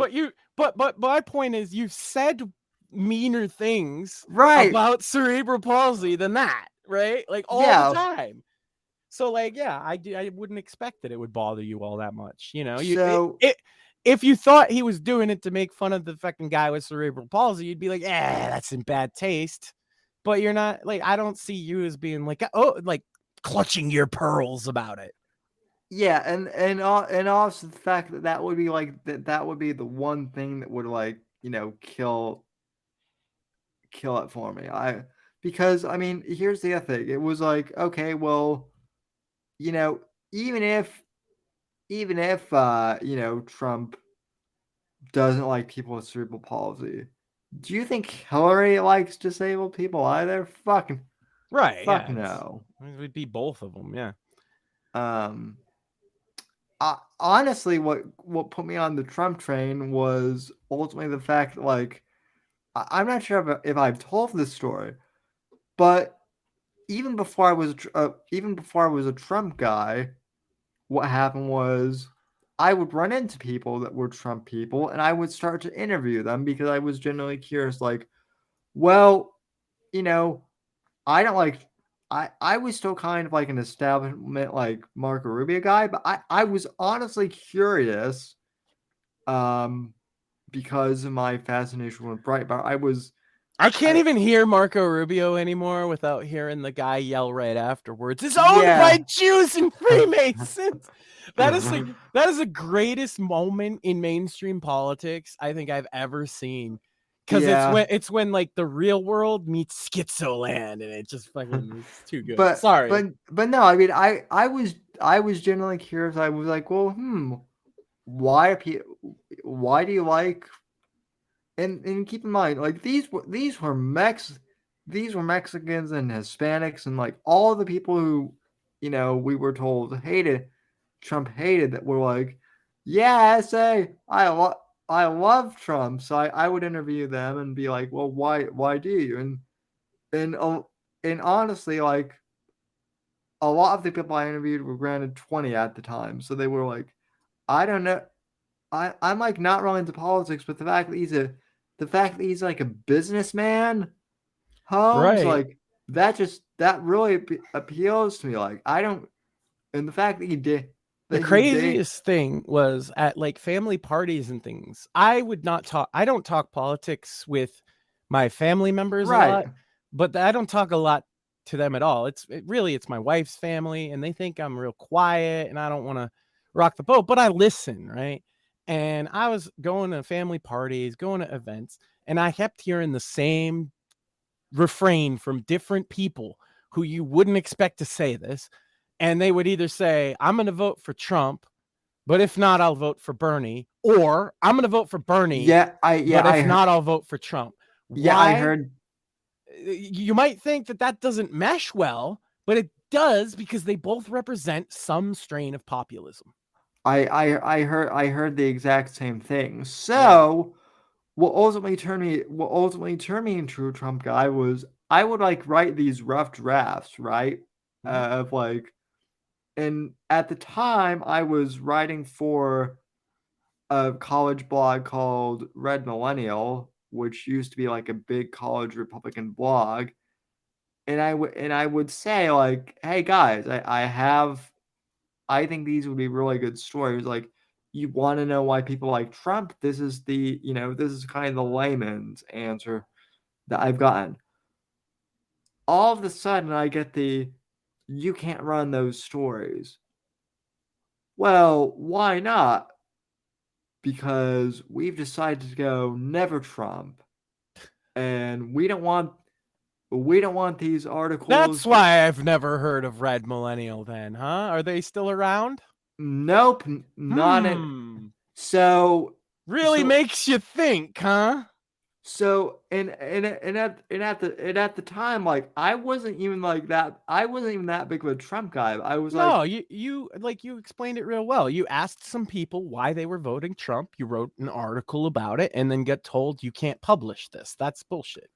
It wasn't you saying, hey, everybody should support Trump. It was like, hey, I asked some people why they want to support Trump. Here's what they said. That's basic journalism. No, but basically because of that, because of that, I was like, well, listen, I'm not going to not vote for Trump. Like, if he's the nominee, I will vote for him. And I do want to run these. I'm like, the best way for you guys to like argue against Trump would be for me to like run these articles, and then for you guys to do like a point counterpoint thing. Nope, we don't even want to do that. We don't want to platform them. And it was like, and that was like the good call, by the way. And it was like, wow, you guys really are okay. And they were like, oh, and by the way, like, because you're not never Trump, you're fired.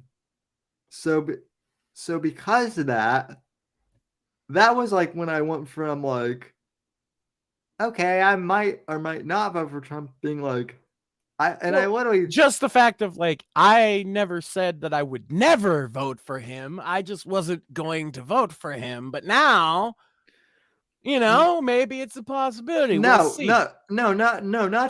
just that. I was like, I actually said, well, motherfucker, guess who just jumped on the Trump train? Because of if you're going to fire me because I'm open to Trump, then guess what? I'm going whole hog on the Trump train. And I did. Well, I can make the simplest case for Trump from a conservative perspective that anyone could possibly make. Yeah. Ronald Reagan, George H.W. Bush, George W. Bush, and Donald Trump. Every president since Reagan has promised to appoint people to the Supreme Court to overturn Roe v. Wade. Who did it? Trump. You know what I'm saying? Like, that is huge. If you're, I guess not everybody cares.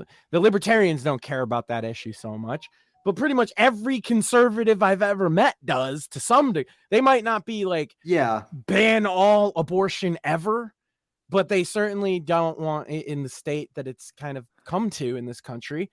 And there's only been one man that had the balls to get it done. I mean, this is what I say. To Reagan's defense, he did not have a Congress that would have been favorable to him getting that in. He only got, I believe, 2 justice picks.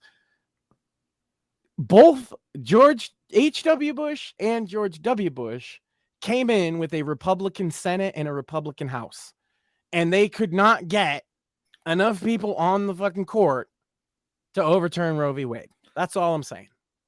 My point being, though, in regards to the Never Trump thing, is the Never Trump movement was so toxic that Still is. and they were so alienating that all of the people who were like on the fence about Trump, like me, became diehard Trump supporters because the Never Trumpers were so snobby.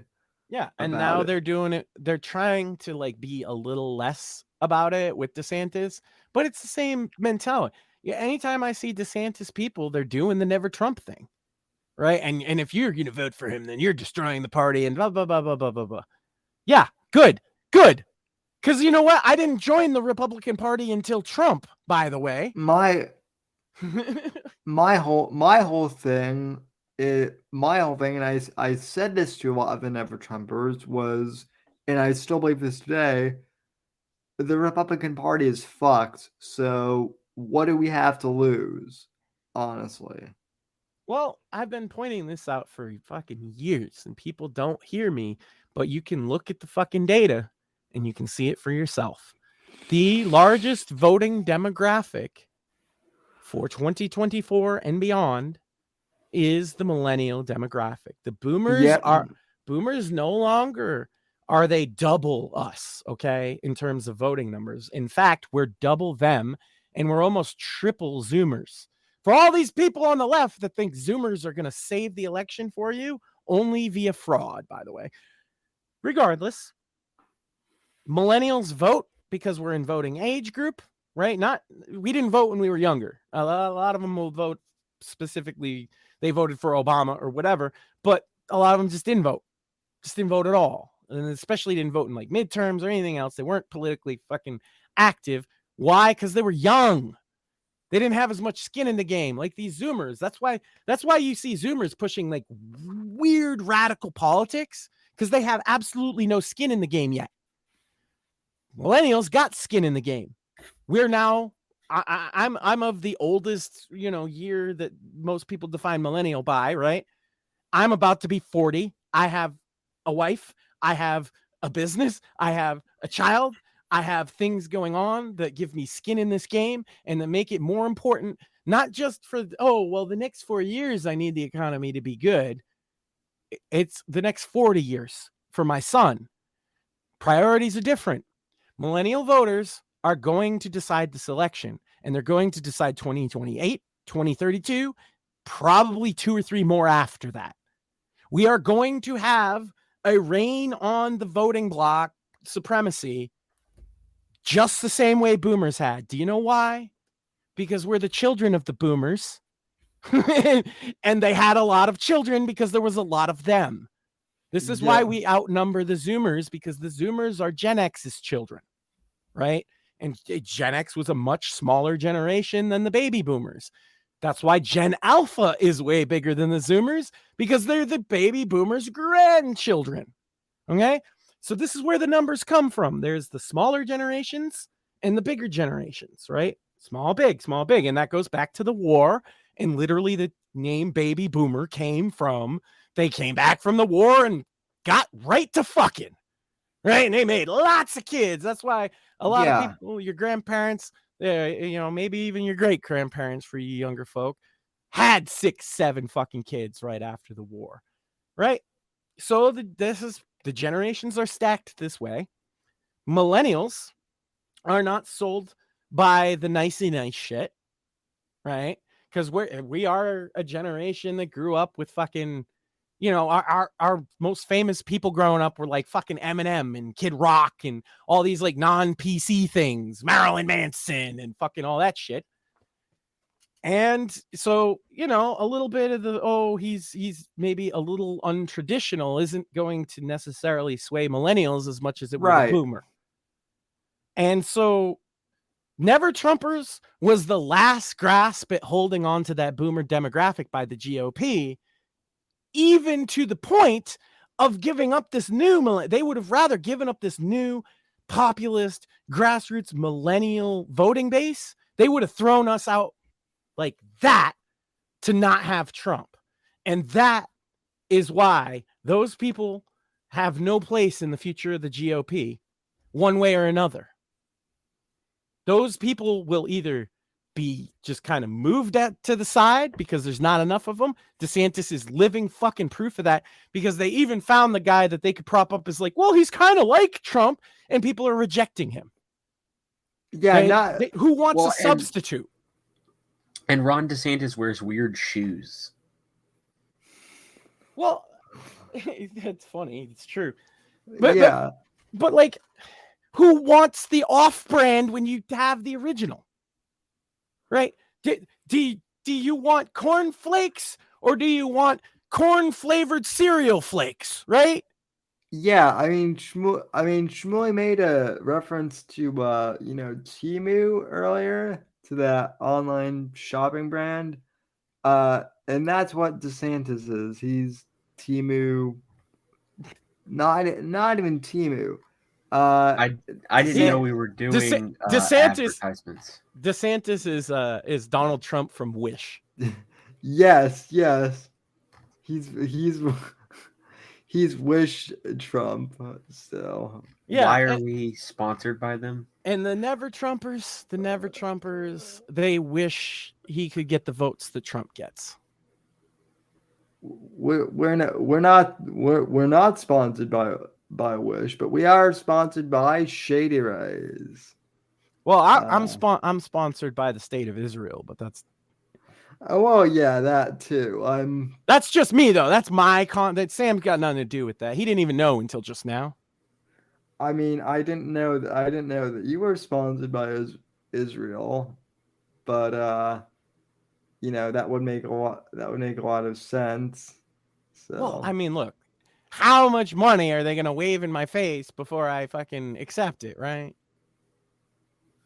Well, apparently they're not waving enough money in my face, so. Yeah, me either, but if you say that, you run the chance they might wave a little more, so it's fine. You know what though? I do have some. I haven't brought this out in a while, but I do have. Let's see. I do have some fine Mexican silver here. Because I am sponsored by the California coin merchant.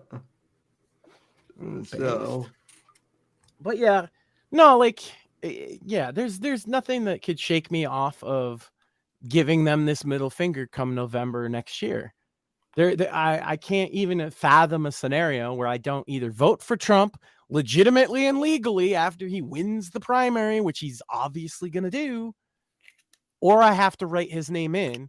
But I've protest voted my whole adult life. The only times I voted for the mainstream candidate was Donald Trump. I voted for Pat Buchanan. I voted for was it Bob Barr, something like that, libertarian candidate. I did vote for Gary Johnson the first time in 2012 instead of voting for Romney, because you couldn't pay me to vote for Romney. Listen, there's not enough money in the world to pay me to vote for Romney. He was the governor of my state. I'm not a sucker. Yeah. No, and that's the other thing. How good did Romney Care turn out in the state of Massachusetts? Not well. Fine. It's better than every other state, but that's because we have an exemption, right? And also, here's the trick. Why did Romney Care work at all in Massachusetts and fail when they made it nationwide under Obamacare? Do you know? Because Massachusetts has funny accents? I don't know. Because Massachusetts has more rich people to poor people than any other state. Oh, yeah, Not one other state even comes close to the amount of millionaires we have relative to the amount of poor people we have. At the time that Romney Care was originally passed in the state, there was only 17,000 uninsured people in the whole state. Right. So it wasn't that big of an expense relative to other things. And we bring in a lot of tax revenue because it's fucking Massachusetts. Right. And so it works because there's not that many people uninsured. And also because we have lots and lots of fucking tax money to spend on things like that. But take that premise to Alabama. And what do you get? Well, there ain't no poor people. There ain't no rich people to offset all these poor people that need fucking insurance. So what happens? You can't fucking afford it. And you put that in almost any other state. The only states that have managed okay under Obamacare, not counting Massachusetts, because again, we're actually exempt from Obamacare because our laws are more advanced than theirs because we've had them for 20 extra years. But the states that did better, Vermont, Hawaii, we seeing a pattern. Montana did okay, right? States that have not as many poor people, they do fine, okay? Right. But you go to goddamn West Virginia, it's not fine. These people are uninsured and they're paying taxes through the fucking nose, and they're getting the goddamn the $2,000 fucking not having insurance tax that they want to call not a tax or whatever the fuck, the mandate, like all of this shit. Like if you're an average guy, why the fuck did they like the goddamn country song guy there, Rich Men North of Richmond, right? That guy's blown up this week. He's representing a real thing. These are the kind of people I'm talking about that have been affected by these policies. They weren't just fucked over. They weren't just fucked over once. They've been fucked over for decades. Their parents and grandparents were fucked over down in West Virginia and most of the Appalachian region. Obama came on. Not only did he fucking institute Obamacare on them, right, with the mandate and everything, also closed down the fucking coal mines that they were working at. Yeah, no, and I mean, no job for you, and here's a fucking insurance fine, bitch. Gee, I wonder why these people feel ousted from the system, huh?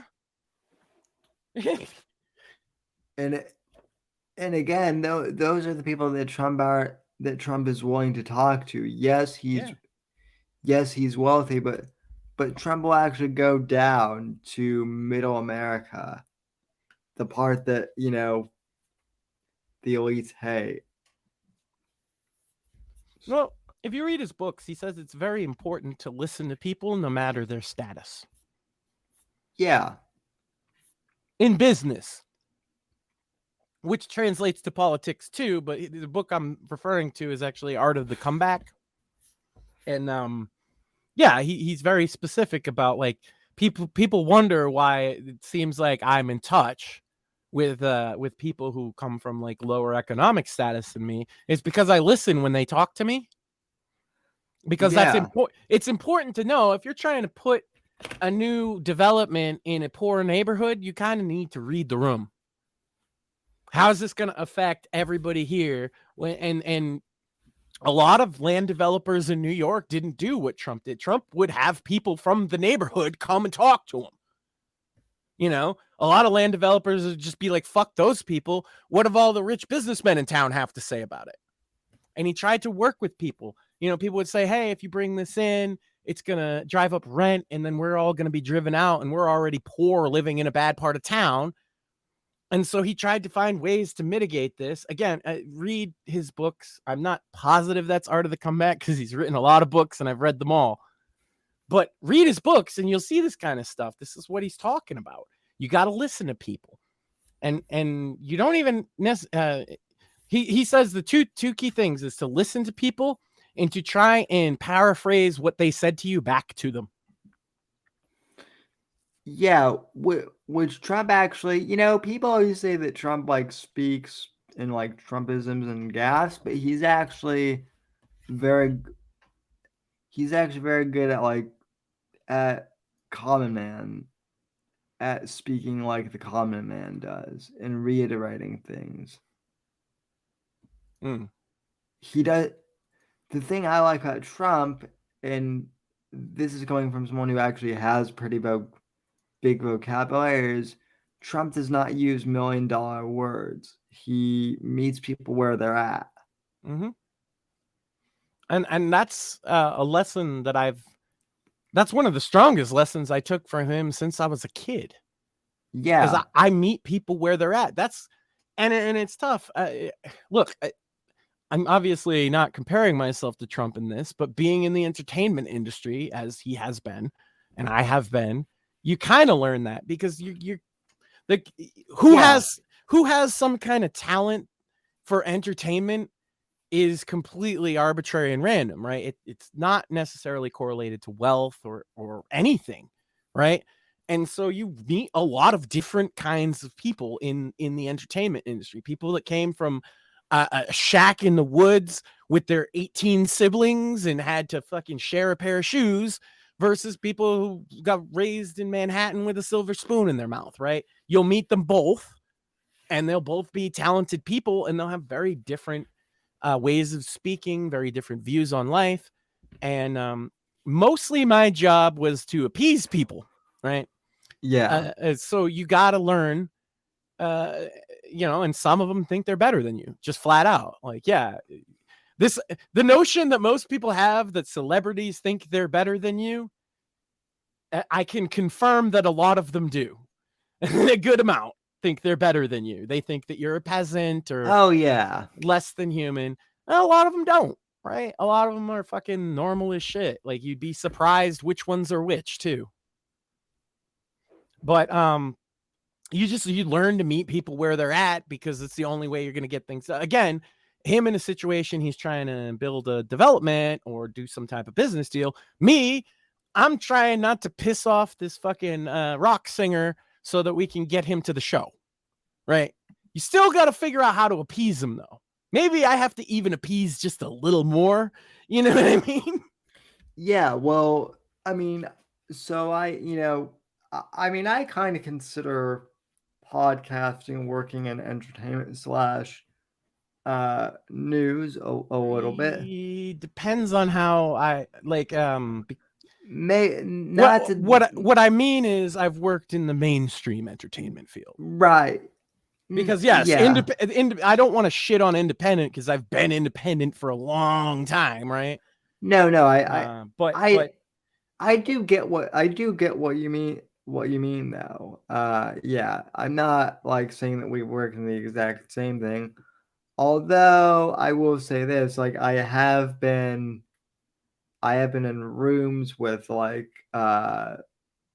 sure. People. Yeah, I'm not trying to downplay it. I'm just saying, like, I was kind of trapped in that environment, Yeah. by the nature of my work. And then you're running up like, here's fucking Jimmy Jam, the rock star, right? And you got to get him to the show tonight. I'm like, all right. Hey, Jimmy, how you doing? I ain't going nowhere. I need fucking 3 bags of fucking crack. And it's like, I can't do that for you, Jimmy. But what else can we do for you, Jimmy? And yes, I have been asked by celebrities to procure them drugs and hookers, and no, I have never done that. I'm sure. Well, no, I did tell the story about Macy Gray, but that was pot's different. Well, listen. Pot's different. I don't care. It's different. If they ask me for a bag of pot, that's fine. If you ask me for a bag of fucking cocaine, get fucked. Well, listen. You mentioned the brown M&Ms thing, right? Have you ever heard the Eddie Van Halen story about that? Yeah, everybody's heard it. That's why I said brown. I haven't actually had somebody say specifically brown M&Ms, but an equally autistic thing, right? Do you know? Well, for him it was red M&Ms.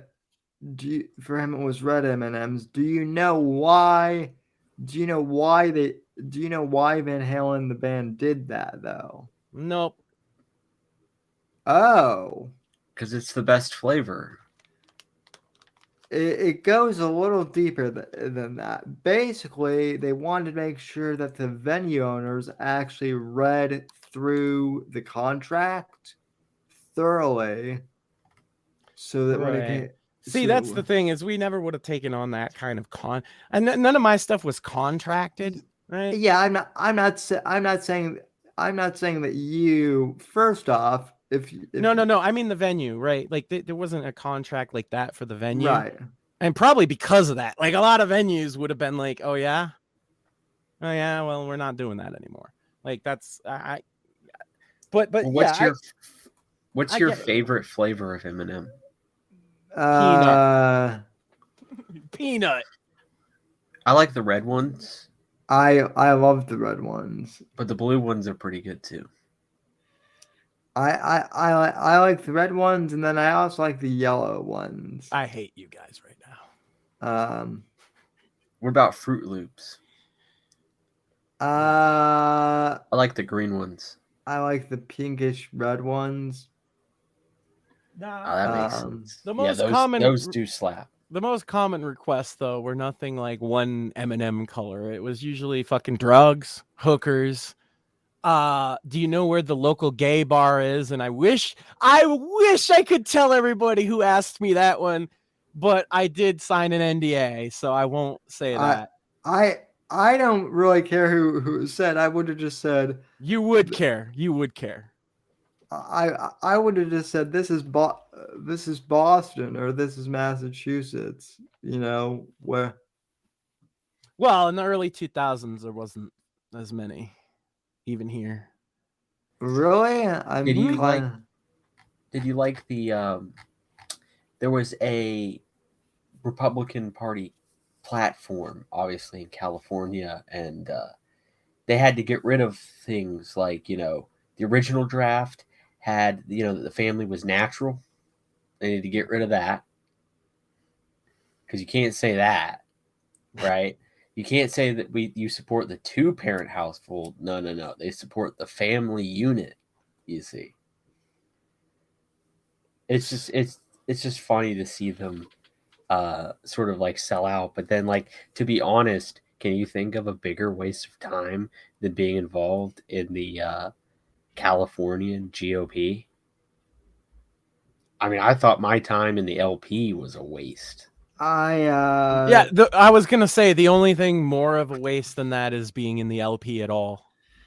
Yeah, sadly I know people who were in the College Republicans in California who, God bless them, they were natives and they did try. I will give them that. Well, there is like a red part of the state too. That's the thing, but it's just they don't have. It's kind of like Massachusetts. We just don't have the votes. Boston has them. Yeah. So what I was gonna say is, like, all my friends from the California College Republicans are like, one of my buddies, Ryan, who's been on the show before, like he's moved to Texas, I believe it. where it's actually like worth it for him to what. You guys know that the California was fucking like red as fuck. Yeah. Oh yeah. Right. Not that long ago. Well, it just comes down to, like, sure, you can be an activist or whatever, and like I can see value in that. I'm just saying, like, actually being involved in the party, especially when you just sell out like that. Like, right. You won't even put in your platform that the family is natural because that's too edgy. Yeah. Well, yeah, you know what? I'll say this to in the defense of the Libertarian Party that I just completely shit on. You could probably say that kind of thing, and then I thought about that for a second. I'd say, oh yeah, they'd probably just put it right, and then I remembered they kicked me out of the party for going to straight pride, so maybe not.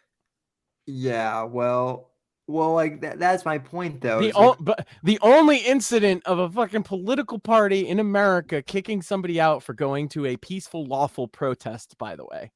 It wasn't the Republicans, it wasn't the Democrats, it wasn't even the Greens. It was the Libertarians don't think that you should be able to go to a peaceful, lawful protest if they think it's icky.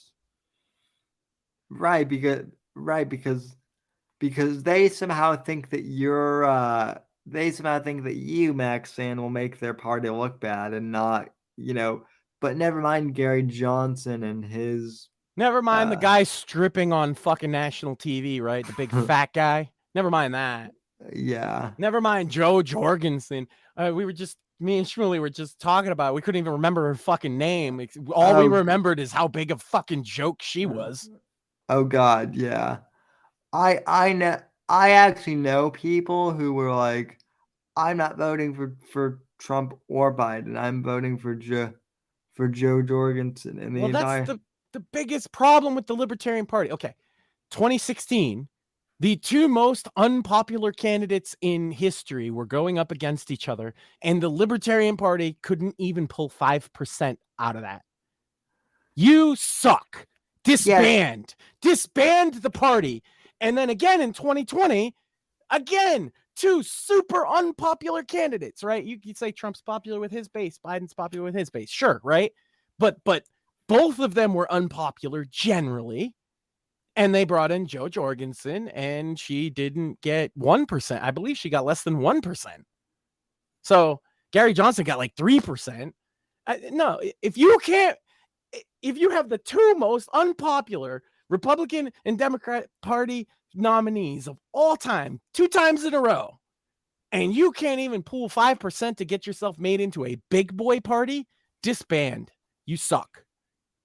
You're a bigger loser than the fucking old school GOP. Yeah. That's pathetic. The Green Party can do better than that. Well, the problem with the Libertarians is they're so niche, right? And they have so many subsets within libertarianism. And it's a constant purity spiral. Yeah, I know. Yeah. Yeah. Fuck Sticks. He's a minarchist. You know, just like stupid shit like that.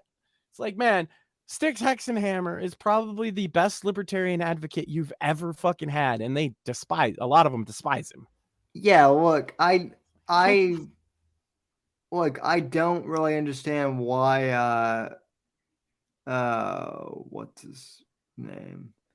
Not Sticks. He's actually okay with me, but Razor Fist. I have no idea like why Razor Fist blocked me. I think I made a pretty funny joke. You probably deserved it, to be honest. And he, well, look, does Shmuley deserve to be blocked? No. I made a Shmuley level joke, and he before I even knew Shmuley, and he blocked me. I don't know. I've been cool with Razor Fist for years, so I don't know what you did, but he's not an easy guy to piss off that bad. I caught him at a bad day, I think. No, I mean again, I would say he's not a libertarian though. He's a paleocon like me. I would say me and Razor Fist are especially close ideologically, if you know what I mean. Like we see eye to eye on almost everything. Ironically, except his taste in fucking video games and movies, and that's where we completely go the opposite directions. Which is funny because that's like where Razor Fist and I like, because that's the area where Razor Fist and I like merge together and are essentially like the same person as taste in music and movies. No, not music. Video games, specifically. His takes on video games are often just edgy for the sake of being edgy. It's like, oh yeah, I do agree with that. But you know what? It works for him, so I ain't hating. Yeah, no, I'm just saying, libertarians, like, it's a guy like Sticks comes along. He's probably the most seen person who openly calls himself a libertarian on a daily basis in the world, right? And a large segment of the Libertarian Party dislikes him because he's a statist, because he's not an anarchist. So like, you can't work with these. That's the thing. You can't work with these people. The Libertarian Party people, not libertarians in general, they you take them on a case by case basis. But the people in the party are committed to levels of autism and purity spiraling that we could only hope to achieve. And that's why they kicked me out. Because I asked, what's so unlibertarian about having pride and being straight? And they said, well, you're trying to destroy other people's rights. How? What about the straight pride parade was that? Because what were we asking for?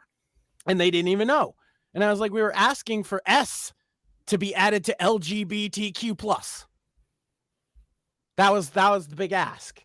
So how is that unlibertarian for asking you to voluntarily include us? Because right now you're excluding us. Right. That's all. Why can't we all be a part of the rainbow without having to be a homosexual? I came close. You almost dropped my favorite expletive. Yeah, well, mine too. But yeah, how why can't we all just be a part of a thing together was the joke, because we knew they were going to say no, obviously, right? And I asked Daniel Fishman, who after this became the chair of the National Libertarian Party, right? I asked my God, I asked people high up the chain why this decision was being made. And they just said, oh, it's a fascist protest. I'm like, you don't know what you're talking about. First of all, one of your highest ranking members in the local party is going to be there speaking. Well, then he's going to get kicked out too. Oh, well, now you're going to kick your treasurer out. Good job, motherfucker. This is what I mean. Working with the libertarian. I've been saying this on podcasts for 10 years now. Nobody cares to listen. But working with the libertarians is like working with fucking children. And I don't recommend it. I believe it.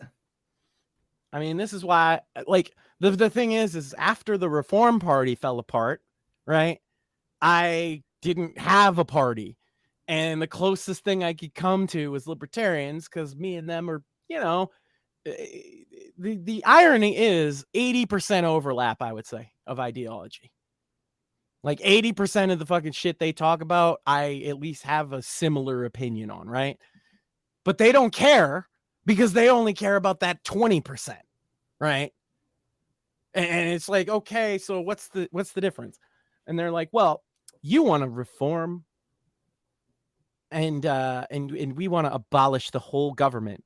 And I'm like, okay, but why can't we start where we can have some impact? My big push, this ain't a secret no more, but I did it in like strategy meetings and shit.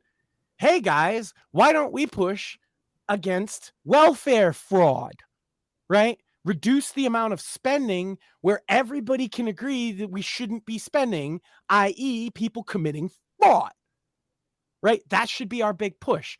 We need to streamline and reform the welfare system so that people aren't committing as much fraud, because welfare fraud is a lot of money every year. They can't even agree on that. They won't work with you on it. If you say this is what we want to do, they'll say no, because we have to abolish the whole government. Yep.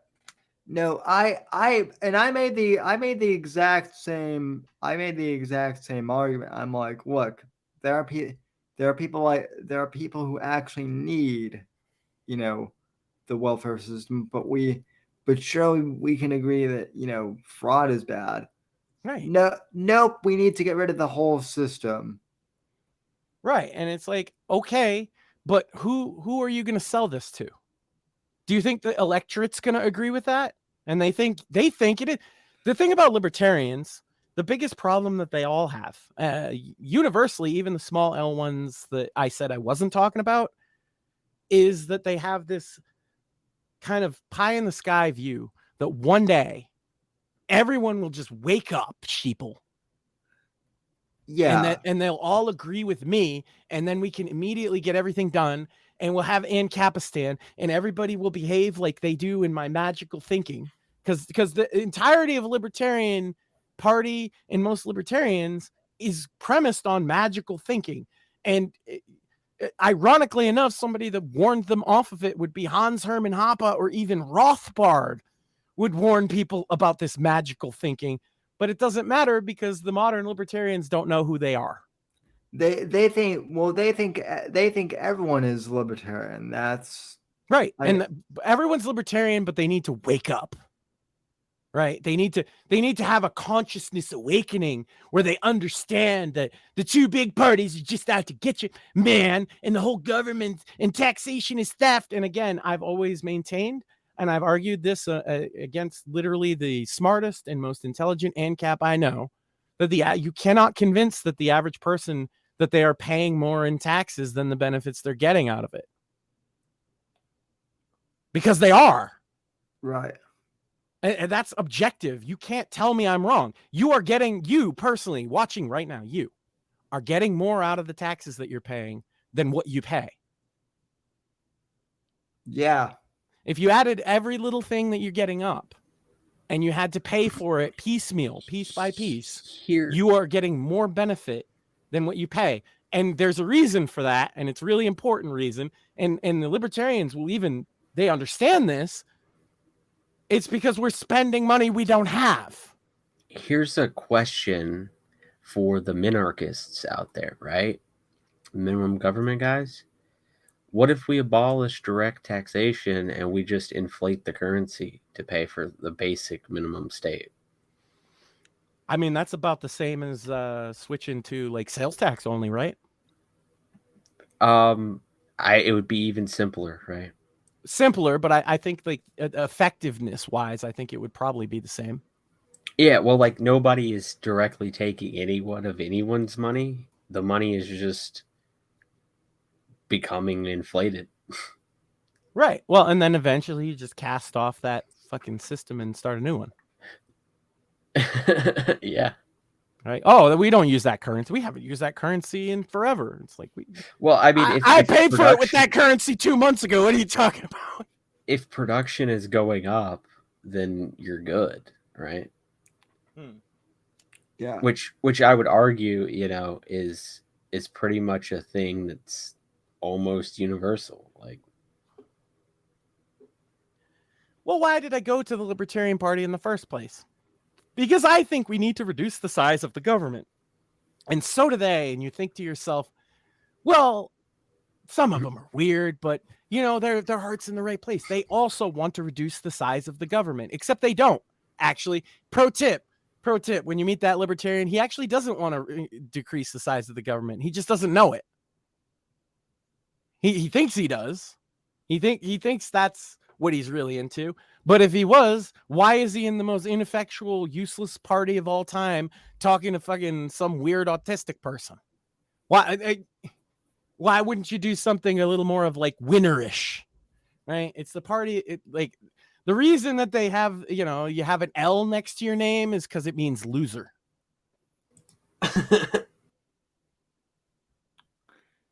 Yeah. I mean, I'm gonna get so much hate for this. I don't care. No, I don't either. My biggest problem with the libertarians is just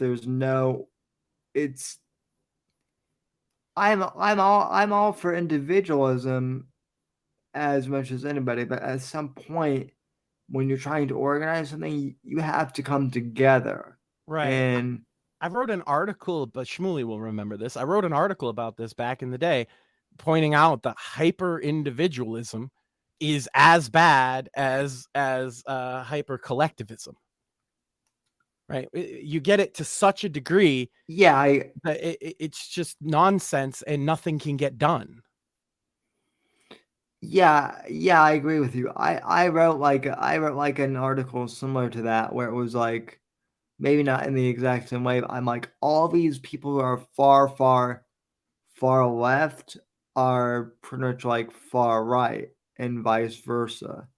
Right? Like there's a everybody's partly collectivist. Everybody. Like this is the point I was making in the article. You're part of several collectives, right? You're born into one. You live in a community, right? Whether you have a government or not, if you all live next to each other, There's a level of you being part of this collective that lives here, right? So this idea of like this hyper atomization, everybody's a unique individual actor, man. And then when the issue, this is where libertarians, I think, drop the ball the biggest and the most publicly, is when the issue of children comes up. They err on the side of children can make all decisions for themselves all the time, and therefore pedophilia, right? That's a libertarian position. You can tell me I'm wrong, but go fucking tell Ian Freeman that it's not a libertarian position, because he was arguing for it on national radio, and I argued against him. And you can look that up. Me and Shmuley would argue against these people all the time, make memes about how it's like, the next logical step of fucking libertarianism apparently is fucking kids. Are you crazy? Who are you going to sell this to besides pedophiles? Nobody with kids. Yeah, Nobody with kids is going to agree, because they don't want to like Fuentes said he wanted to lower the age of consent. They don't want an age of consent. Yeah, well, it's also the same thing with like borders. Like you'll get some more rational libertarians who are like, we need to respect borders, whereas like other libertarians are like, nah, we just need to get rid of borders altogether. I like my right leaning and like Trump libertarians. Don't get me wrong, but I feel like maybe if that includes you, it might be wise to just drop that label, because it's doing you no good. You're associating yourself with an L. Yeah.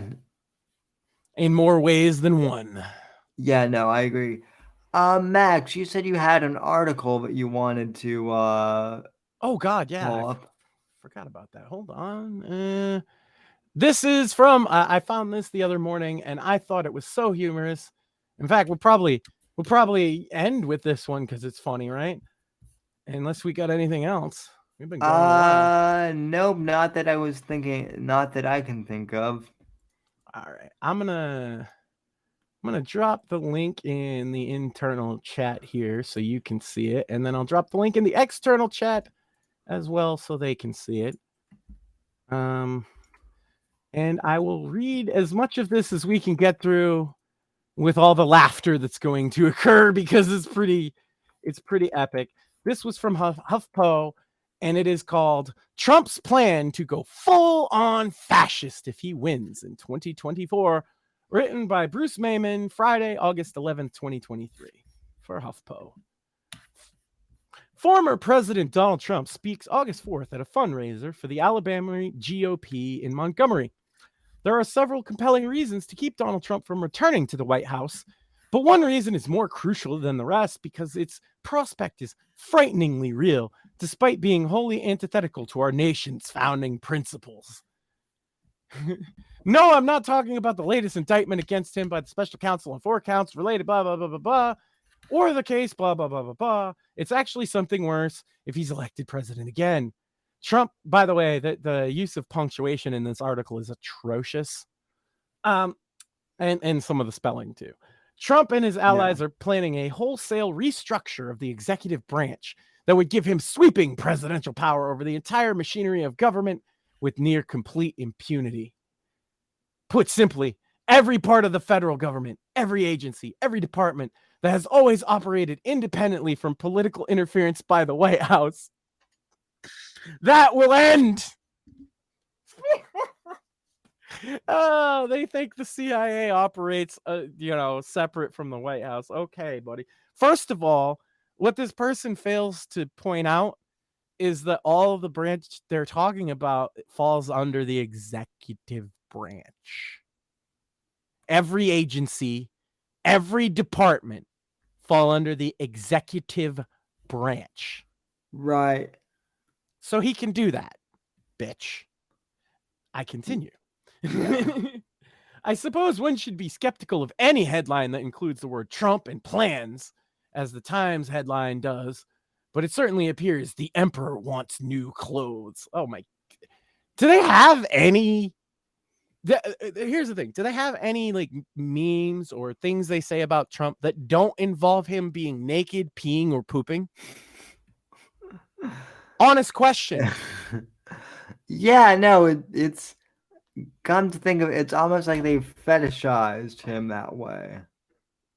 Yeah, it's something, all right. Every time you hear a fucking leftist critique of him, it's either pee-pee, poo-poo, or naked. They're all 5 apparently. Yeah. Okay, you ready for the plot? Well, yeah, let's dive deep into this plot. The plot. The basis for this effort is a political thesis called the unitary executive theory, long popular with conservatives. It's not a theory, which posits that the Constitution gives the president the authority to control all executive action. This isn't a theory. This is called the fucking supremacy clause in the Constitution. Yeah, no, I was gonna say I discovered that in like 5th grade. Yeah. It is a theory, one not codified in law, again, except for the Constitution. There's only 3 branches of government, right? The FBI is not a branch of government. Just saying. These people think it is. Right. It's a theory, not codified in law. It has one recent Supreme Court case in its favor, but barely, and far too narrow to be a slam dunk. Even the framers, when crafting our founding laws, granting certain presidential powers, didn't mean those powers to be unlimited. No, it's literally the opposite, and that's exactly what. So let me explain this to you, Brucey boy over here. Let me explain something to you. They did not want all of these agencies and departments, period. Not only that, they never imagined any of these agencies. The modern bureaucracy state was far beyond the imagination of somebody like Thomas Jefferson. You're correct. Now, but they could understand the idea of abuse. And so, yes, the Constitution strictly limits the president's powers to being over the executive branch and the military. Guess what that means, Bruce? The executive branch includes as you said, every agency, every department falls under the executive branch, unless those agencies or departments are Congress or the Supreme Court or local or state. But anything federal that is not Congress or the Supreme Court falls under the jurisdiction of the executive branch. Bitch. That doesn't mean he can do whatever he wants, but it does mean he could, yes, shut down the FBI if he wanted to tomorrow. Just saying. None of that seems to matter to these conspirators. Dare I use such an appellation? He tried to use a big word to make himself sound smart, appellation, and he spelled it wrong. He spelled it like Appalachia, and it's like an appeal. Never mind. It cannot be stressed enough. If Trump's wishes come to fruition, regulatory federal agencies like the Department of Justice, the State Department, the intelligence community, the Federal Communications Commission, the Federal Trade Commission, and every tentacle of the Defense Department would all be under the direct control of Donald Trump, which is how it's supposed to be, by the way. That's not all. You guys ready? It gets worse. Trump, who has always viewed the civil service as a giant nest of, quote, deep staters and rogue bureaucrats, wants to strip employment protections from career civil servants and fire anyone he deems to be an obstacle to his agenda. In this case, the word obstacle means if they don't like him, or as Trump has put it, the sick political class that hates our country. And this is supposed to be a bad thing.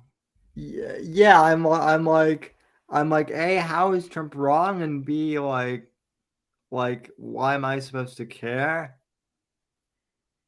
Mm-hmm. Well, and that's, again, the president can make one of these things out of the blue, like a department or a bureau, and then he can disband it out of the blue, and he can decide who works for him. He is the executive of the executive branch. Also, I love in this above paragraph, Max, I just want to point out here real quick how when Bruce here is listing like all these departments, like the State Department, the intelligence community, and whatnot, how he goes, they would all be under the control of Donald Trump.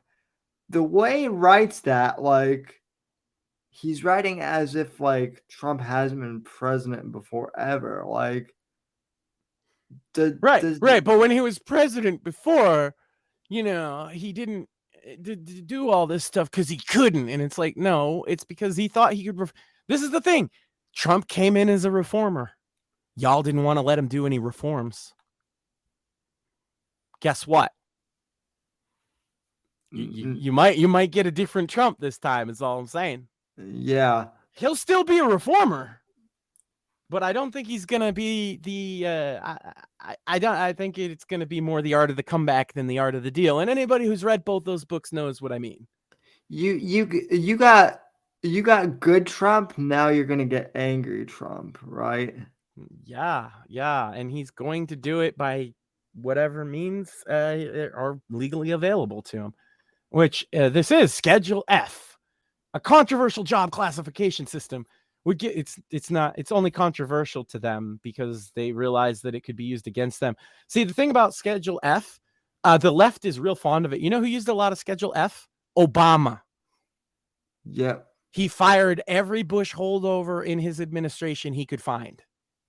So they don't want Schedule F anymore, apparently. Biden used a lot of Schedule F as well, fired a lot of Trump people.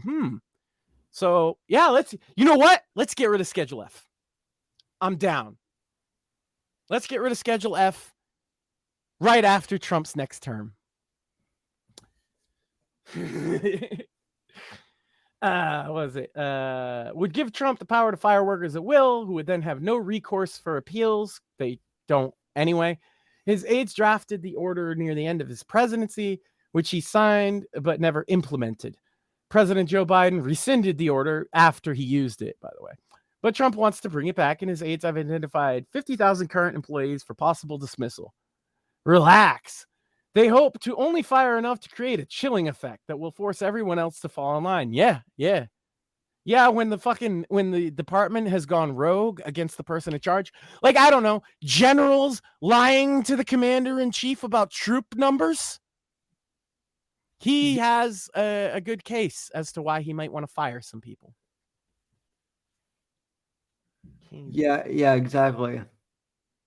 I'm not even gonna do the Mein Führer shit. This is ridiculous. I do want to point out that with the Mein and Führer, I love how they just automatically go to the whole German/Nazi thing. Like, they don't even try to, like, hide their.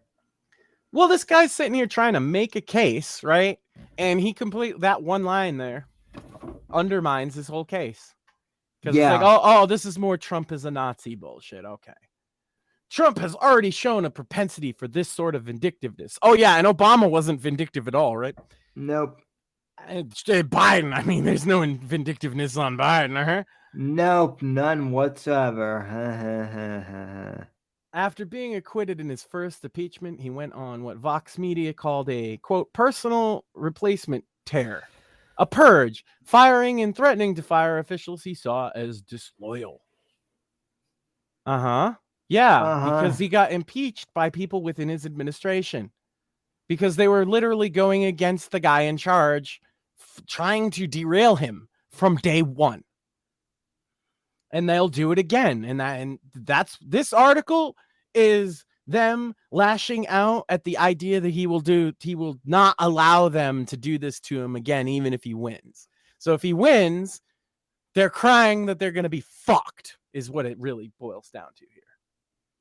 And they're right. What was next? Oh, it would be more than just power. It would be a revenge agenda. Good. Something Trump has promised on the campaign trail, and a midterm promise that House Republicans are keeping with single-minded zeal. Disagree with that. House Republicans are not really doing much right now, in my opinion. A true weaponized government. Oh, and prosecuting your political opponent isn't. So call this what you like. A dictatorship, authoritarianism, fascism, a monarchy. I imagine Trump would prefer the thought of as a king. Whatever. Joe Biden. Oh, Whatever you sorry. choose to call it, you won't be able to call it the country the founding fathers crafted and envisioned. And this is? Yeah. Do you think the founding fathers crafted and envisioned a country full of trannies hitting on kids? My God, you're fucking so stupid.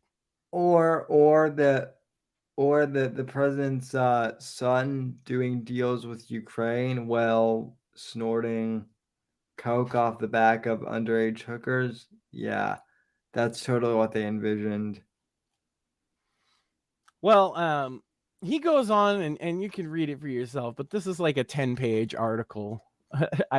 I just wanted that beginning part because it sums it up quite well, and then he just bloviates on it for another 9 pages.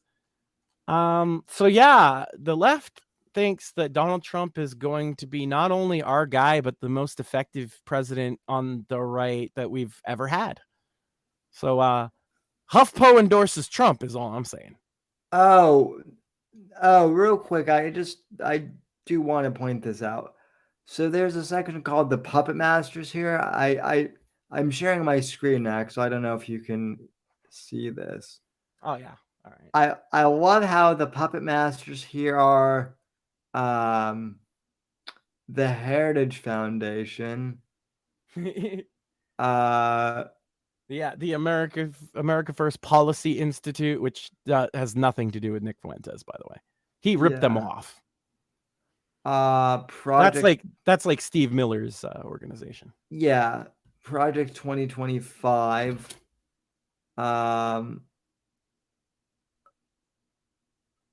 Which I don't even know what that is, but whatever. Yeah.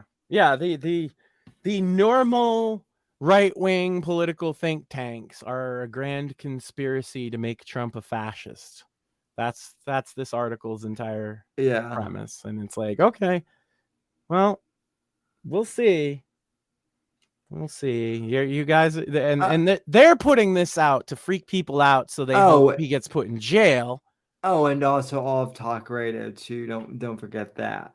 Right. Yeah, talk radio, of course. How could I forget? And probably podcasters as well. Oh yeah. Yeah, it's a wild read beyond that. But it will be here all night.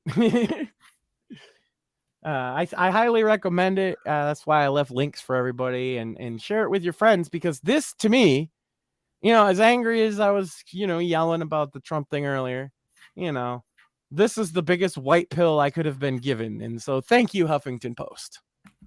Yeah, holy crap. You were not wrong. I just scrolled through that entire article, and it's a doozy. And it's worth reading to the end. We'll be here till 2 a.m. Yeah.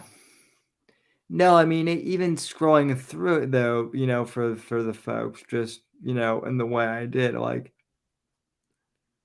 I would say that, like, I would say that this is like ChatGPT rage word porn, but like, honestly, I've had like more cohesive, coherent, like, prompts from ChatGPT.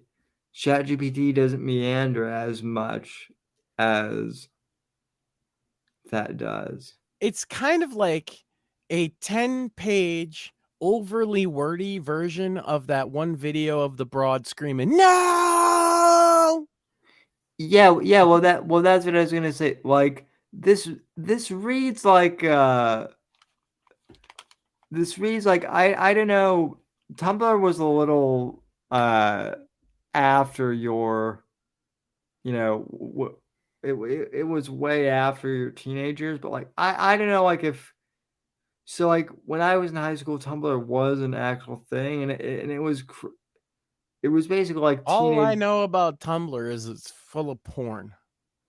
Well, yeah, it was, but like, in addition, and the funniest thing about it was that it was also the home of feminism, and you could click on these like feminist accounts, right? Because you could see where they had like commented, and it would be like, rape culture is a problem that needs to be uprooted, and the next one is like, choke me daddy porn.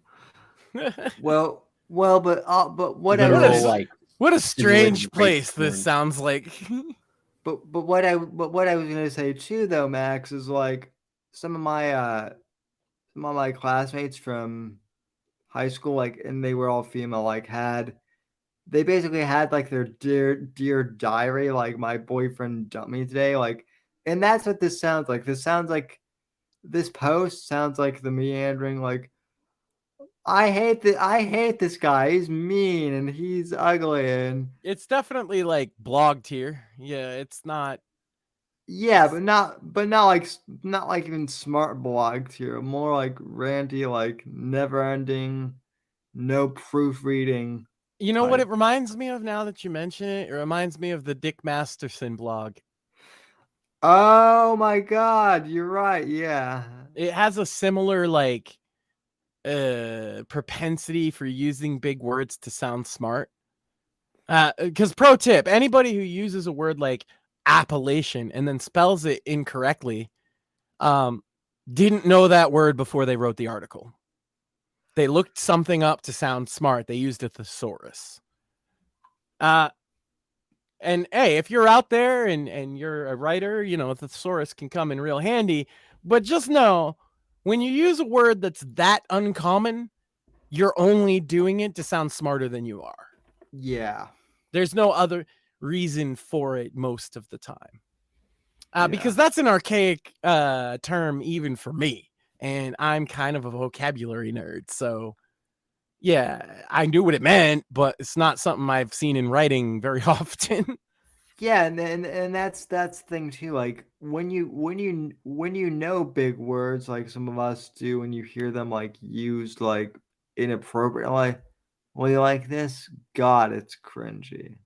So Yeah, and I purposely try and not use lots of big words because I like being able to be understood by the people listening to me.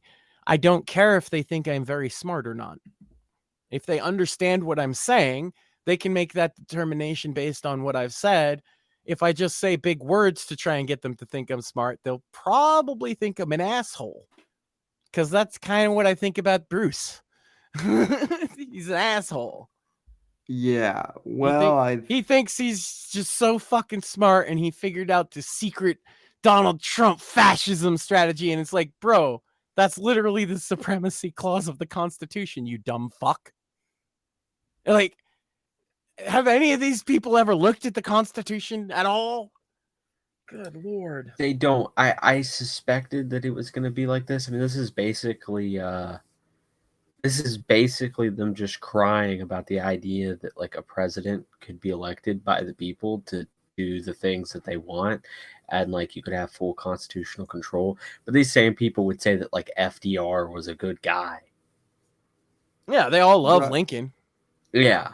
They all love Lincoln. You're never supposed to say anything bad about Lincoln except, you know, suspending habeas corpus and, you know, being a dictator. Other than that, and even that's fine because slavery or something, I don't know. Damn, dude, Sam looks high as fuck. exactly. No, Why I'm you not. high, Sam? I'm Look high at on- him. Like, doesn't he just look incredibly fucking? And I don't. And so, like, all this weed that I've been smoking, maybe it's just transferred over.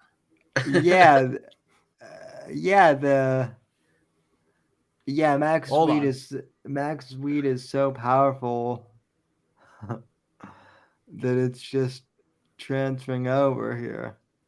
So Oh, God, what did we even get this time? Hold on. It's perfectly legal, by the way. So I bought it at a store and it has nice packaging. oh, It is. I'm sure it seems more legit than the weed sponsor that Revenge of the Sis had. It's called But, mint chocolate chip. mm, It does not taste like mint nor chocolate chips. It tastes like weed. does it smell like mint chocolate chip at No. least? No, that's a thing I found with now. Excuse me. Back in the day, when you'd buy pot on the street, it would be like, give me one pot, please. And they'd be like, here's one pot. This is the kind I have. Oh, what kind is it? fucking haze. It's dro, or like they'd have like simple terms for it, right? Yeah. Now I go in the store, and you know how you go in a coffee shop, right? It like South Park did a bit about this with Tweak's dad, Yeah. and he would be like, "Our warm, rich brew of coffee is brewed in the heart of," like, you know, like it just this long explanation that really doesn't tell you anything about it. Dude, weed shops are worse about it. No, I know. So funny. No, I know because like keep in mind I'm from Colorado, and so when I was in high school before it got legalized, like there was only one type of weed, and that was weed. Just right? whatever the guy had. But like going into I went into a weed store just to like, visit it and see what it was, and like there were like all these different varieties like behind a glass case, and like I don't know if you're into what I don't know if you're into wines, but you know what a sommelier is, right? Like the guys who are just like experts in wines, and like they can detect like the different notes in wine. Well, there are people like that for weed now I mean, too. that's the thing. There's a little bit of that. Like when I try different ones, they do smell different, but they'll say, I have a whole stack of these containers from different ones. Let me find some names here, because they all have names like that. And I'll tell you now, one of them, if it has the name of a flavor in it, it does not taste like that. It does not Right. smell like. It just smells like weed. There's different smells of weed. Some stronger, some more pungent. But Yeah. none of them smell like what's this? Oh well, this was Palpatine. Palpatine was actually pretty good, ironically. But no, Tropicana banana, perfect example. No, just no. You know what it tastes? You know what it tasted like? Marijuana. Yeah. It's like, come on, guys. Well, no, like that Tropicana banana. That seems like some guy just was like went to his 10-year-old son and was like, "Hey, can you think of a name?" And like the kid was like drinking like a Capri Sun pouch or whatever, and it was just like Tropicana banana or something like that. So They're all like that. Like I find some of the names are actually kind of hilarious. Cinderella 99, which is actually that's one of my favorites. That's a good strain. More Cindy 99. Sunset Mac. What does that even mean? I don't know. I smoked it though. Star Killer. That was actually a good one too. See, Star Killer was a good name because as soon as I opened this fucking thing, I was like, holy shit. This is gonna blow up the universe. yeah.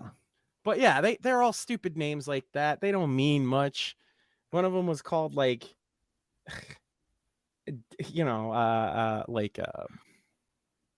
there's some sexual names. It's all kind of silly shit. Yeah. No, I've seen enough. It's quite the variety of I just look over. This motherfucker is higher than damn Hunter Biden on a Wednesday. I wouldn't say I'm that high. I'm not even high at all. I'm just like, it's hot down there.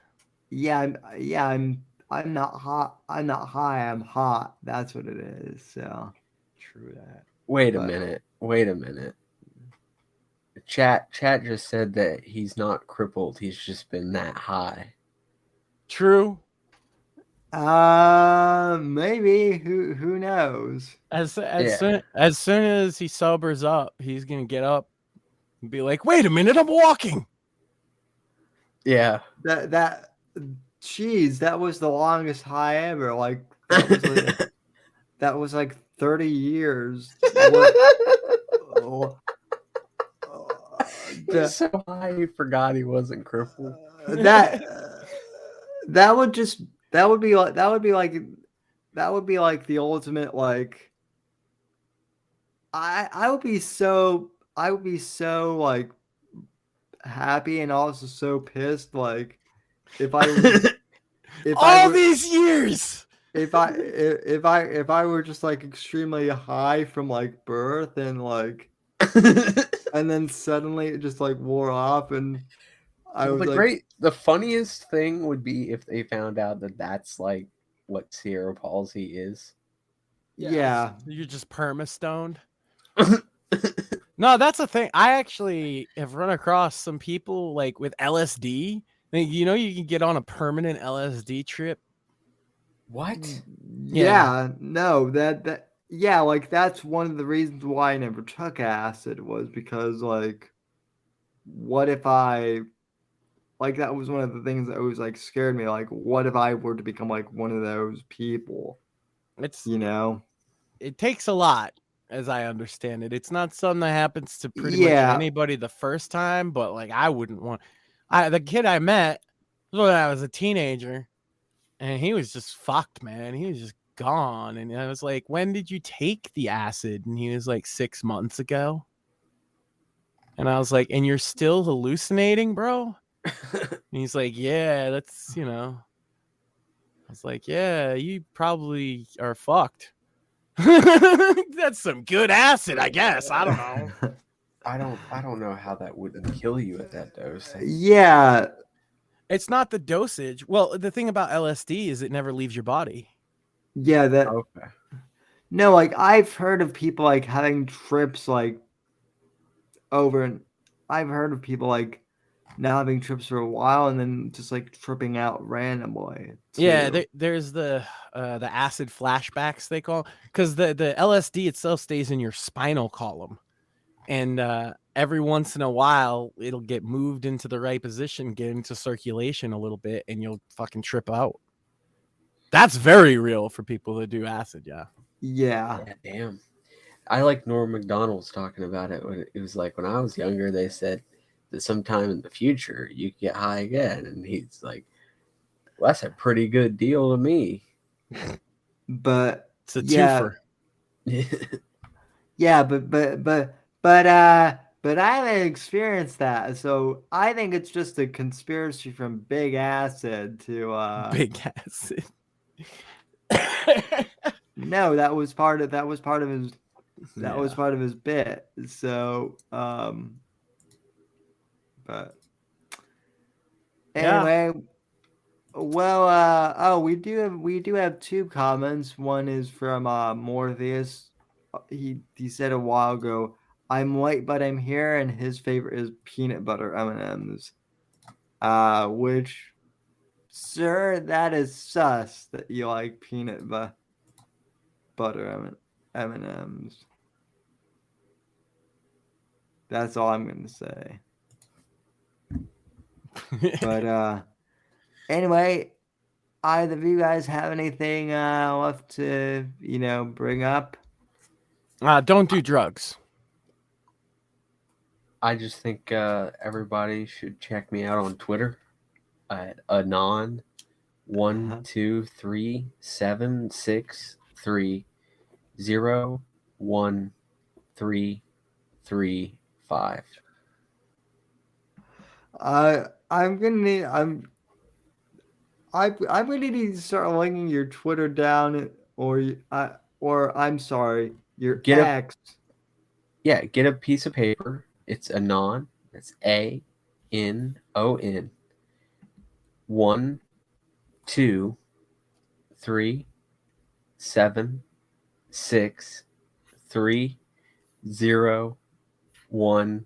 12376301335. Yeah, I mean it's so easy. I don't know why anybody has a problem with it. Good God! It's just like the number sequence from Call of Duty Black Ops. The So numbers, what do they mean, truly? the numbers, Shmuley. What do they mean? That's the thing. If you figure it out, you win the prize. Someone discovers them, and it's just an MK Ultra key to access Shmuley's brain. So, but Yeah. which is which is a scary thought, but I was thinking this. A good way to end. I've been thinking about this a while. The last thing we should do, because we've always been encouraging people to like not stay so focused on online shit. So, what are you gonna do in the real world this week? well, one thing I'm doing is I'm I'm actually celebrating 10 years of living in Florida on the 22nd. So You're gonna that's do a not whole bunch of bath salts and eat someone's face? I mean, yeah. Taste. I mean, yeah, why not? So um He's gonna wrestle some alligators. He's going full Florida, baby. yeah, well, I haven't wrestled an alligator yet, and I've been here for a decade, so why not? It's about fucking time, Um, yeah. yeah. Um, I'm rooting for you because I think you're gonna win. Obviously, I'm going on vacation. yeah. Based. Well, uh, the alligator can't crawl, so I'll just I'll I'll beat him in a crawl competition. So I got my new heavy bag back there. I've been watching a lot of boxing. I actually pay less attention to political shit online than I do to music, boxing, video games. Like I try not to immerse myself in the depressing politics on Twitter and shit. And then I come here and we talk about it. Because I follow news stories. I just don't like the one thing I don't like is I don't watch a lot of political podcasts anymore for pretty much at all because I don't want somebody else's take to be my right. take. But also it's been a lot better. So one recommendation to anybody watching, check out was it Jack Dempsey versus the giant guy. What the fuck was his name? It's a great fight. I put it in the server, so let me check here. It's Jack Dempsey versus Jess Willard. I knew it was Jess something. Jess Willard. This was the fight that turned boxing into a mainstream thing in America. And also, Jack Dempsey is the guy your granddad wanted to be. So take 10 minutes of your time, watch this fight, and watch a piece of history and understand Jack Dempsey. He was homeless and he was from the Dust Bowl era, so he's used to not eating. So they his nickname was the Starving Hobo when he first started, and he fought like he was starving. And this guy is almost twice his size, and he beats the absolute shit out of him. It's a great fight. Different boxing rules than you might be used to from modern day, but yeah, I watched a lot of Jack Dempsey fights this week. It's been Dempsey week. I had Rocky Marciano week before that, and I go through and next week for me is Mike Tyson week. That's Oh yeah. my personal favorite boxer of all time. Mostly because that's what I grew up with, right? And then let's be fair, I also think he's the greatest to ever do it in his prime. Unfortunately, Mike surrounded himself with a lot of not great people. I do have, speaking of Mike Tyson, a recommendation for you, Max, and for the audience. Sure. For those watching.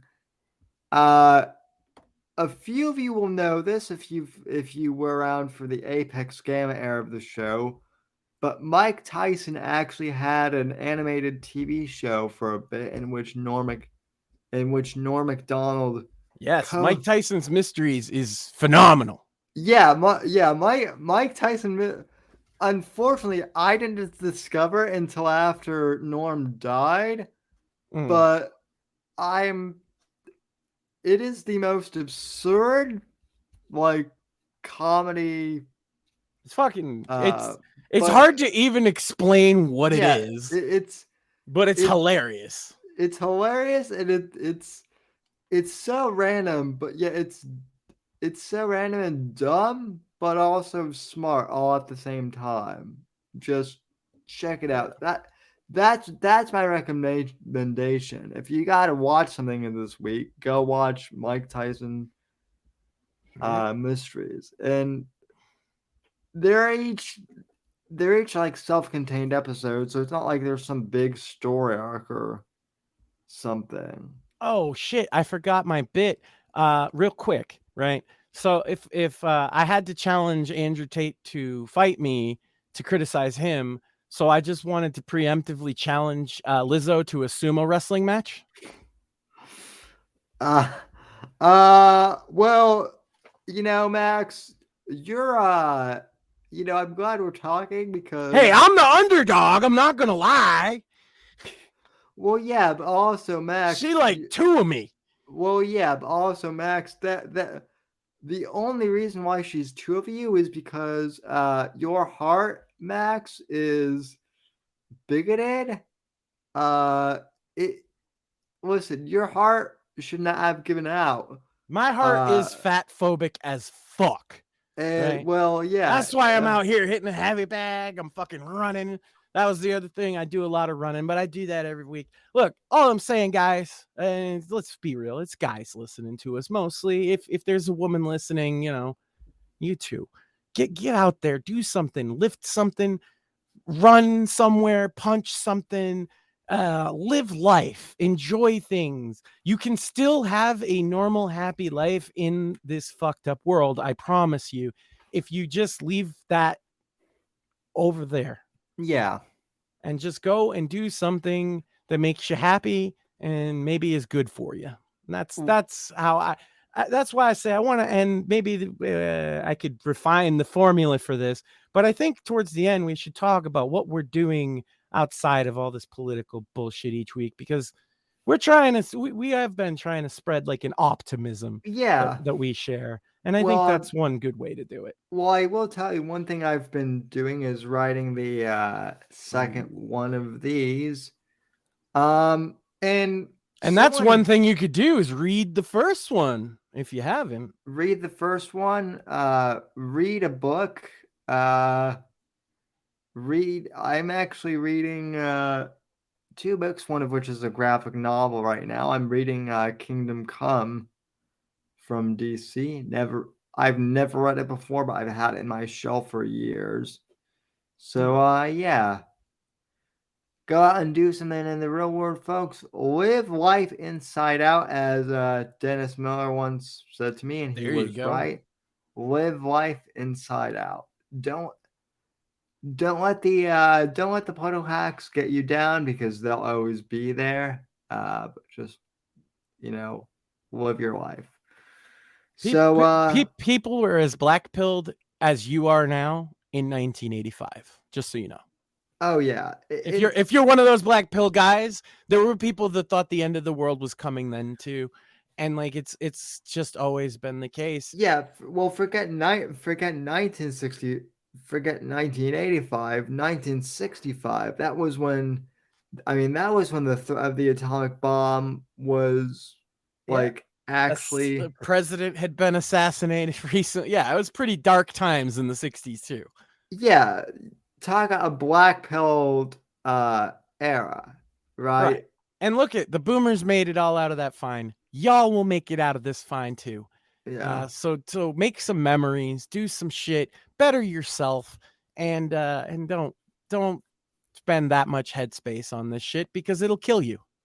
Yeah.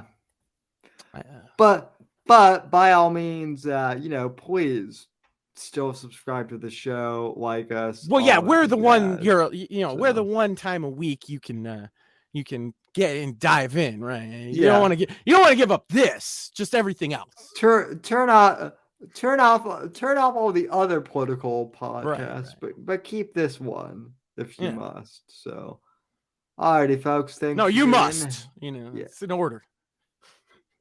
Alrighty, folks. Thanks for tuning in, and we'll talk at you down the road later. Thanks for listening to The Whitfield Report on the NGC Network. Please visit Sam's website at www.thesamwhitfield.com and support Sam on Patreon at patreon.com/Whitfield Report. Until next time, God bless, God save this great nation, and God, freedom, legacy, in that order.